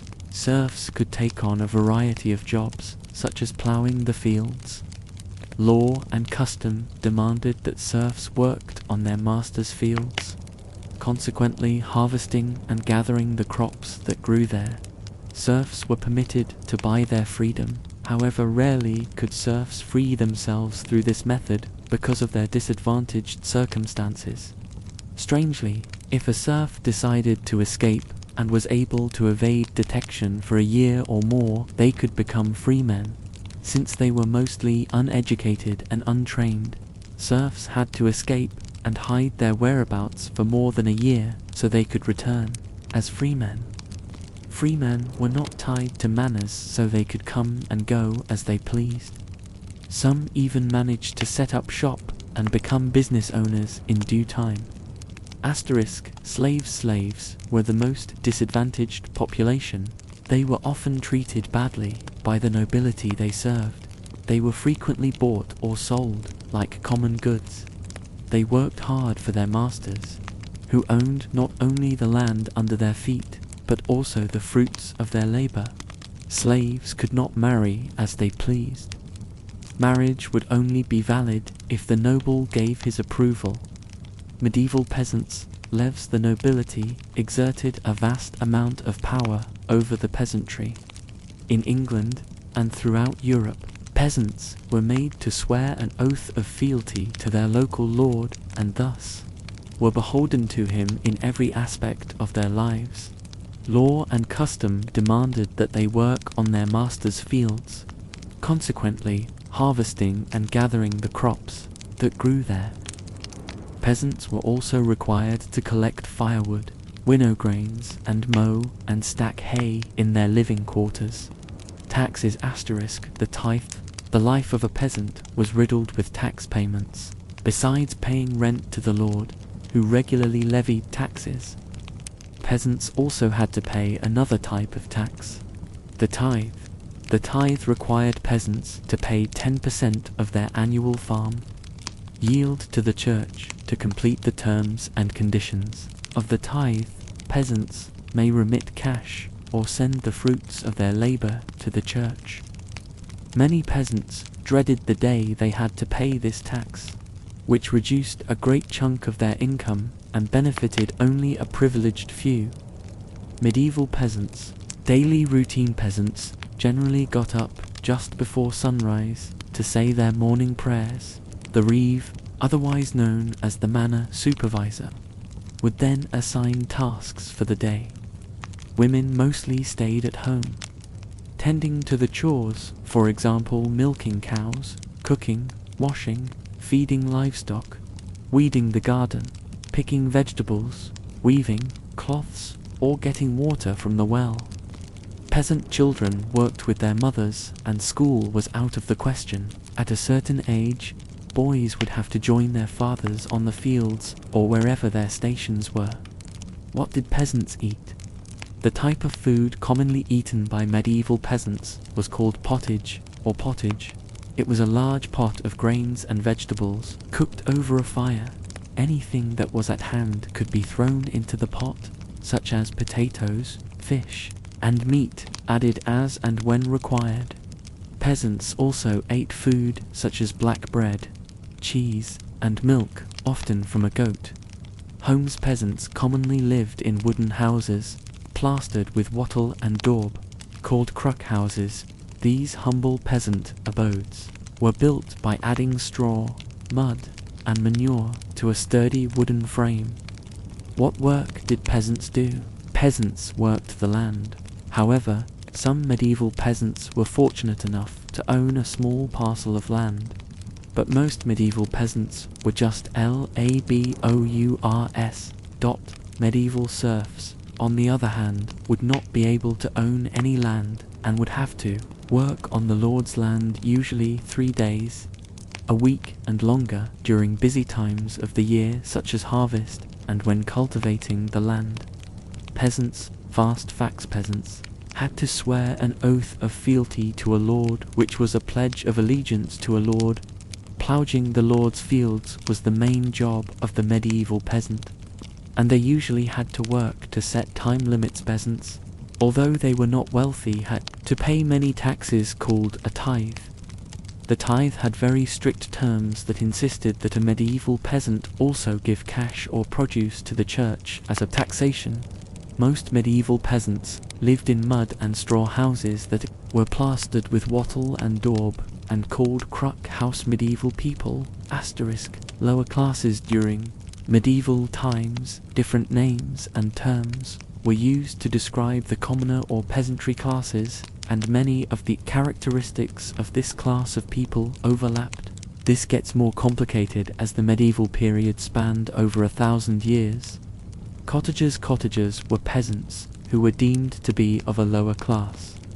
Cottagers did not have any land, but they did have somewhere to live, called a cottage, which is how the name cottager originated. Stewards had important jobs in medieval times and were quite well paid. They were in charge of running a castle in the absence of a lord. The steward was basically what we would call a deputy manager and took overall control for the efficient running of a castle. A lord would need to have a lot of trust in a steward, as they had to organize any work needed in a castle and were also in control of the estates. Money in the lord's absence. Bailiffs were also quite powerful people who owned their own land and, as such, were known as freeholders. The role of a bailiff was one of delegation like the stewards, but they were in charge of allocating jobs. The bailiff looked after livestock and maintained the buildings by hiring the correct craftsmen for any problem that needed fixing. They were pretty much like modern-day estate managers. Bailiffs in also working. Alongside the bailiff, a reeve was the representative of the villager peasants and acted as a go-between, usually a tough and intimidating character with a white stick. A reeve would make sure that work began on time and was also entrusted with keeping an eye on the workers and making sure that nothing was stolen from the Lord Hinds. Farm workers. Medieval farm workers, called hinds, had important roles in growing food and looking after farm animals. There were various maids in medieval times, such as a scullery maid or a lady's maids. A lady's maids had to be available more or less all of the time for her mistress, usually from the time that the maid woke. The maid would help to dress and get the lady ready for the day. A Maid also needed to keep the ladies' rooms and personal items clean and in good repair. The maid was basically the lady's servant and would usually be young, unmarried and female. Scullery maid had quite a hard life, in that they were expected to do all the hard, physical jobs in an important household's kitchen. They helped the kitchen maids and were usually the youngest members of the kitchen staff, and given such wonderful jobs as scouring floors, cleaning dishes amongst other items. The scullery maid would report to the main chef or cook and be always required to stay in the kitchen area to keep an eye on the food and to make sure there was plenty of fresh, clean food available. Scullery maids would do other menial jobs in the kitchen, such as scaling fish. The scullery maid was even expected to eat in the kitchen. In fact, a major portion of her life would have been spent in a busy, demanding kitchen. Servants * slave servants would often work in the manor house and carry out any duties that were needed by the lord of the manor. Cooking, cleaning, laundering, and many different household chores were completed by servants. Peasants. Summary: the life of a peasant did have its fair share of challenges. Peasants still played a vital role in the feudal system despite their apparent marginalization. Peasants were merely victims of an inflexible system that unfortunately lasted for many centuries. By becoming freemen, they were able to redeem themselves and raise their status in life. Community, resilience, and ritual despite hardships. Peasants formed tight-knit communities. Festivals, markets, church services, and occasional fairs were moments of relief. They drank weak ale, shared food, and found joy in simplicity. These shared rituals were whispers of resistance in the face of hunger's raw medieval peasant survival tale. Medieval peasant life unfolds as a narrative deeply embedded in the tapestry of the Middle Ages, where the daily existence of commoners was sharply defined by the omnipresent forces of feudalism and the church's influence. Our exploration into their societal roles, routines, and religious beliefs reveals the complex challenges they navigated, offering a comprehensive glimpse into their struggles and resilience. As historians, we are committed to presenting a nuanced introduction that sets the stage for a detailed examination of their enduring spirit in a world ruled by lords and clerics. An overview of medieval society, the feudal system, lords, and the church. The fabric of medieval society in Europe was woven with strands of feudalism, a socio-economic system that arose following the collapse of the Roman Empire. This period, often considered to be from the 5th to the 15th century, was marked by tumultuous political change and significant social stratification, where the society was broadly divided into three distinct classes: the clergy, the nobility, and the peasantry. At the apex of this societal structure was the king, who functioned as the primary authority and landowner. Beneath him were the lords or vassals, the nobility, who were granted land fiefs by the king in return for military service and allegiance. This hierarchical system of loyalties and obligations was the lifeblood of feudalism, establishing order in a time of potential chaos. The lords lived in fortified structures or castles and maintained their own courts. Their daily lives were marked by activities related to governance, warfare, and the maintenance of their estates. Despite their elevated status, these lords were not autonomous rulers. They were tied to the king by a complex web of duties and loyalties. Their power was further checked by the church, another significant player in the medieval social structure. The church, with the Pope at its head, was an integral part of medieval society. It wielded significant power, not just as a spiritual authority, but also as a political and economic entity. It owned vast tracts of land and could levy taxes, known as tithes, on the populace. The church provided social services like education and healthcare, and it also played a vital role in promulgating and maintaining the moral and social norms of the time. The clergy, unlike the nobility, drew its members from all social classes, but once inside the church, they were no longer considered part of the secular society. Below the clergy and the nobility, making up the vast majority of the population, were the peasants.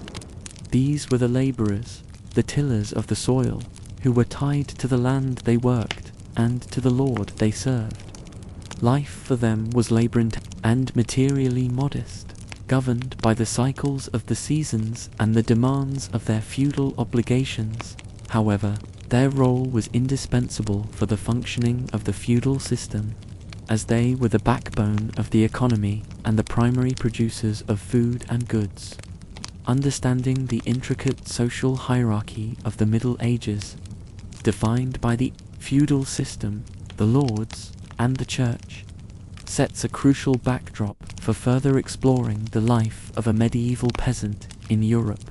Their lives were not standalone existences, but rather were deeply intertwined with and influenced by the higher echelons of society and the prevailing systems of power and governance. Peasantry within the feudal hierarchy, status and responsibilities, the rigid hierarchical society of the Middle Ages, the peasantry formed a broad base. Despite their low social status, their role was integral to the functioning of the feudal system. Peasants were not homogeneous, with varying degrees of wealth and freedom. Some were freemen owning small plots of land, while others were serfs, tied to the land they worked on. The majority were serfs, living under the control of their local lords. Their life was defined by manorialism, a component of feudalism, where a lord's manor included peasant villages and surrounding lands.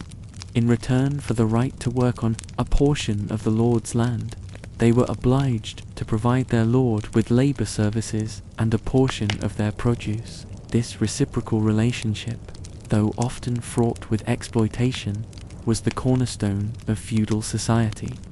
The serfs performed not only agricultural tasks, but also various menial tasks for the lord, such as building roads and maintaining the lord's estate. Despite their hard lives, serfs were offered protection by their lords during times of conflict and invasion, while feudalism imposed many constraints on the peasant class. It was not an entirely static system.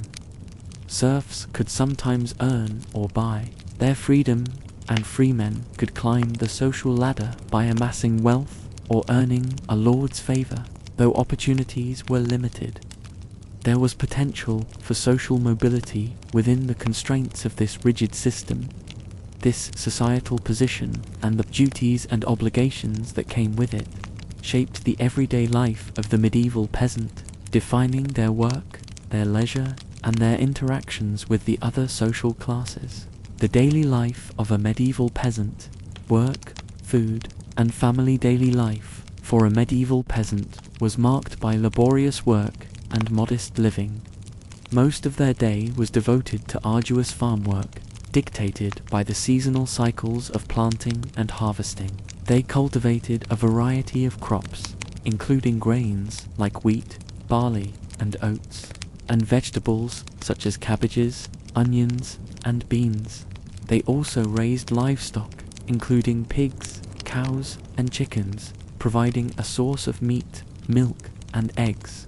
A peasant's diet was largely vegetarian, supplemented by dairy products and occasional meat, especially during festive times. Their meals typically consisted of dark bread, vegetables, porridge, cheese, and ale or beer. They didn't consume much meat, as the animals were more valuable for milk or eggs and for ploughing fields or providing wool. Families were central to a peasant's life. They lived in small, one-room houses, often shared with their livestock. The family unit worked together to maintain the household, with children contributing to chores from a young age. Despite the hardships, Medieval peasants also found moments for leisure. They would participate in village festivals, games, dances, and religious celebrations. Peasants also played a part in the larger community. They attended weekly markets to buy and sell goods, attended church services, and sometimes served in the Lord's militia. Although their lives were hard and often precarious, peasants were deeply woven into the fabric of the feudal system, their labor underpinning the whole society. Their existence, though marked by toil and hardship, was not without its rhythms of work, rest, and celebration. Religion and superstition in the life of medieval peasants. The church was a central pillar in the life of a medieval peasant. Its influence permeated all aspects of their daily existence, shaping their worldview and providing a moral and ethical compass for their lives. Peasants attended church services regularly, usually on Sundays and religious holidays. Baptisms, weddings, and funerals were all presided over by the local priest, in addition to being a spiritual guide. The church was a source of education for the peasants. It was often the only place where they could acquire basic literacy or knowledge about the world beyond their immediate surroundings. The church also provided assistance to the poor and sick, functioning as an early form of social security. Religion offered the peasants an explanation for the hardships they faced and the promise of an afterlife, often better than their earthly existence. It offered solace, hope, and a sense of community. The cycle of religious feasts and holidays gave rhythm to their lives and offered moments of respite and celebration. Medieval peasants also held on to superstitions, remnants of earlier pagan beliefs. Folklore and mythical creatures, like fairies, ghosts, and witches, were part of their belief system. They practiced rituals to ward off evil spirits or to ensure good harvests. These beliefs existed alongside their Christian faith, creating a rich and complex tapestry of religious and superstitious practices that permeated their daily lives and influenced their understanding of the world. Challenges and struggles. The hardships of peasant life in the Middle Ages. Life as a medieval peasant was not for the faint-hearted. It was marked by a multitude of hardships, the first among them being the ceaseless labor they had to endure. From dawn to dusk, peasants worked the land, their toil dictated by the change of seasons and the whims of their lord. The work was physically demanding, and the long hours left little time for rest or leisure. Food scarcity was another challenge that medieval peasants frequently encountered. Although they were the primary food producers, they were often left with the least desirable portions after giving the best of their produce to their lords and the church as taxes or tithes. Famines were common, often caused by crop failures due to bad weather, pests, or diseases. In addition to these hardships, peasants lived under the constant threat of violence. They were caught in the crossfire of conflicts between lords, invasions by foreign forces, and local uprisings. While they were offered protection by their lords, this was not always reliable or sufficient. Health was another critical issue for peasants. With limited access to clean water and sanitation, diseases were rampant. The Black Death, which swept through Europe in the 14th century, was particularly devastating, causing massive loss of life among the peasantry. Despite these challenges, peasants were resilient. They formed tight-knit communities, sharing resources and helping each other in times of need. Their lives were marked by hardship and struggle, but they also experienced moments of joy and celebration. Their spirit undeterred by the harsh realities of their existence. Their resilience was key to their survival and the functioning of the broader, feudal society. The real lives of medieval commoners. Beyond castles and knights. When we think of the medieval period, our minds often drift to images of grand castles, chivalrous knights, and epic battles. However, the reality for the average person during this era was vastly different. The daily life of a medieval peasant or commoner was a blend of hard work, community living, and strict social hierarchies. Let's take a journey back in time to explore what life was really like for the average person during the Middle Ages. Daily life and occupations. The majority of medieval people were peasants, living in rural areas and working the land. Their day started at dawn and ended at dusk, dictated by the rhythm of the seasons. Men, women, and children all had specific roles to play, each contributing to the survival and functionality of their household and community. Men's roles. Men typically worked in the fields, tending to crops like wheat, barley, and oats. They used simple tools like plows and sickles, relying on manual labor and animal power. During different seasons, their tasks varied. Spring involved planting, summer meant tending the fields, and autumn was the critical harvest period. Men also handled repairs and construction of farm buildings, fences, and tools. Women's roles. Women managed the home and were pivotal to the family's subsistence. They cooked meals over an open hearth, which required a constant supply of wood and careful management of fire. Preserving food for winter months was crucial, involving techniques like salting, drying, and smoking meats.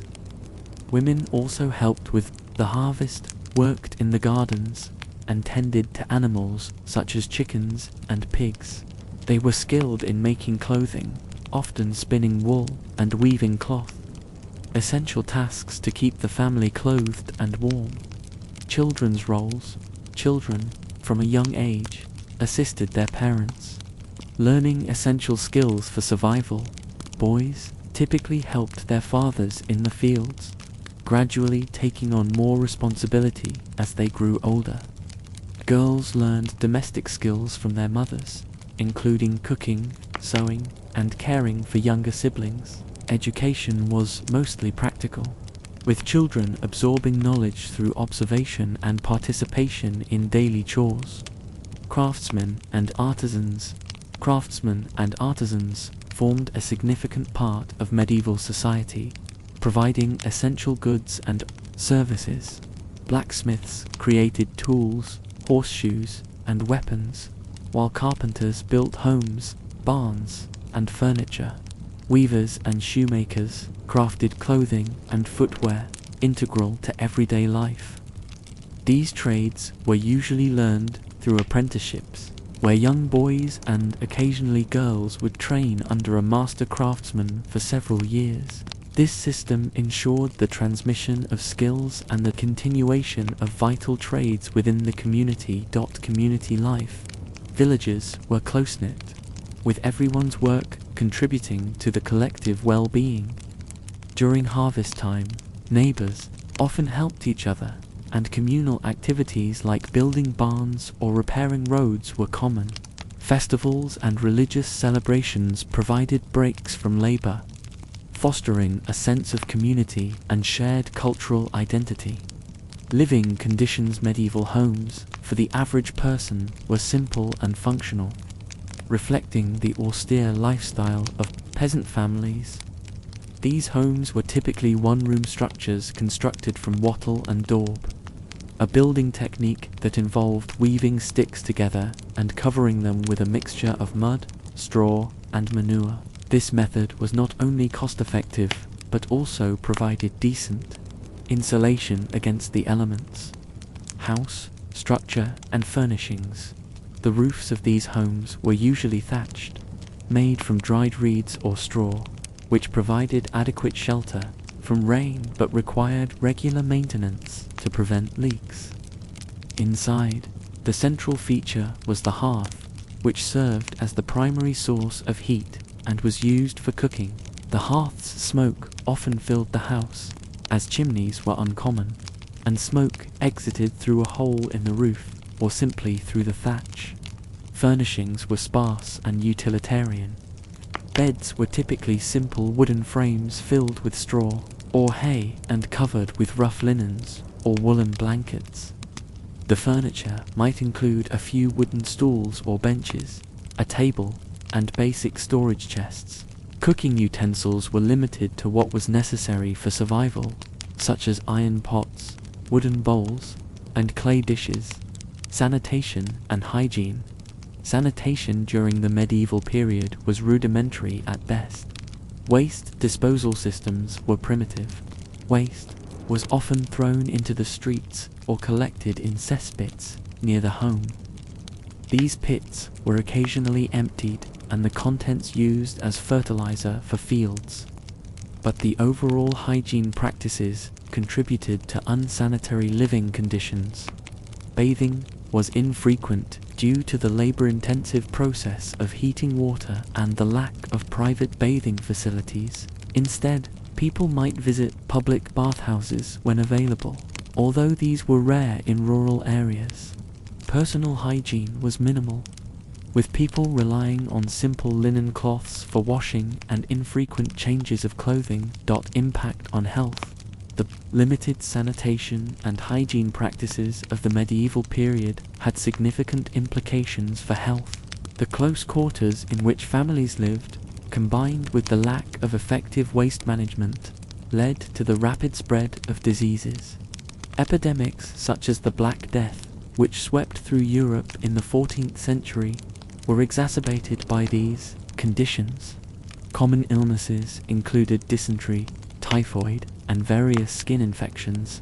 In addition to disease, the lack of proper ventilation and the constant smoke from the hearth contributed to respiratory issues.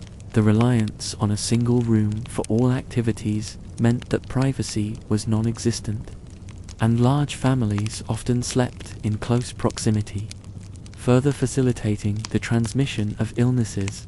Community and living conditions. Despite these hardships, the communal aspect of medieval village life provided some support. Neighbors often helped each other with building repairs and shared resources. This sense of community was vital for survival, as it allowed for the pooling of labor and mutual aid in times of need. Food and diet. The medieval diet was largely determined by what could be grown and produced locally, reflecting the agrarian lifestyle of most medieval peasants. The staple of their diet was bread, which was made from coarse grains like rye or barley. This bread was often dense and dark, a stark contrast to the refined white bread consumed by the wealthy. Staple foods. One of the most common meals was pottage, a thick stew made from grains and vegetables. Pottage varied greatly depending on what ingredients were available and the season. It often included root vegetables like turnips and carrots, leafy greens, and legumes such as peas and beans. Occasionally, meat might be added, but this was rare and usually reserved for special occasions or times of abundance. Meat and dairy. Meat was a luxury that many peasants could not afford regularly. When it was available, it was typically in the form of pork, as pigs were relatively easy to raise and did not require as much space as cattle. Other meats, like beef and mutton, were less common. Hunting game was generally reserved for the nobility, although peasants might catch small animals like rabbits or birds to supplement their diet. Dairy products were more accessible and included milk, cheese, and butter. These items were important sources of nutrition, especially during winter months when fresh produce was scarce. Eggs were another valuable protein source, often collected from chickens kept in small household coops. Vegetables and fruits. Vegetables grown in personal gardens played a crucial role in the medieval diet. Common garden produce included onions, leeks, garlic, and cabbages. Herbs like parsley, sage, and dill were used to add flavor to otherwise bland dishes. Fruits, such as apples, pears, and berries, were eaten in season or preserved for later use through drying or making into preserves. Beverages, ale, was the common drink for medieval peasants, consumed daily by both adults and children. Brewing ale was a household activity, as water sources were often unsafe due to contamination. Ale provided a safer alternative and was a vital part of the diet, supplying additional calories and nutrients. Social structure and community. Medieval society was highly hierarchical, with a rigid class system that defined every aspect of life. At the top were the nobles and royalty, who owned vast tracts of land and held significant power over local governance. These elite members of society lived in grand castles or manors and enjoyed privileges and luxuries far beyond the reach of ordinary people. They were responsible for protecting their lands and vassals, often through the maintenance of private armies. Nobility and clergy. Directly below the nobility were the clergy, who played a crucial role in both spiritual and everyday life. The church was immensely powerful, owning large estates and influencing political decisions. Clergy members, from local parish priests to high-ranking bishops, were responsible for spiritual guidance, running schools, hospitals, and providing charity. Monasteries and convents were centers of learning and healthcare, where monks and nuns dedicated their lives to religious service and education. Peasants and serfs. Peasants and serfs formed the base of the social pyramid. Peasants were generally free but lived hard lives, working the land owned by nobles in exchange for protection and a small plot to farm for their own needs. Serfs, on the other hand, were bound to the land and could not leave the estate without the lord's permission. They provided labor in return for basic sustenance and were subject to the will of their lords. Community life. Despite the strict social hierarchy, community life in medieval villages was robust and vibrant. Villages were tight-knit communities where people relied on each other for support and cooperation. Work was communal. Neighbors often helped each other with planting and harvesting, building homes, and repairing infrastructure. This mutual assistance was essential for survival, fostering strong bonds among villagers. Festivals and holidays. Festivals and religious holidays provided much-needed breaks from the relentless toil of daily life. These occasions were marked by communal feasting, dancing, and games, offering a rare opportunity for joy and relaxation. Religious observances, such as Christmas, Easter, and Saints' Days, were significant events, celebrated with special church services and community gatherings.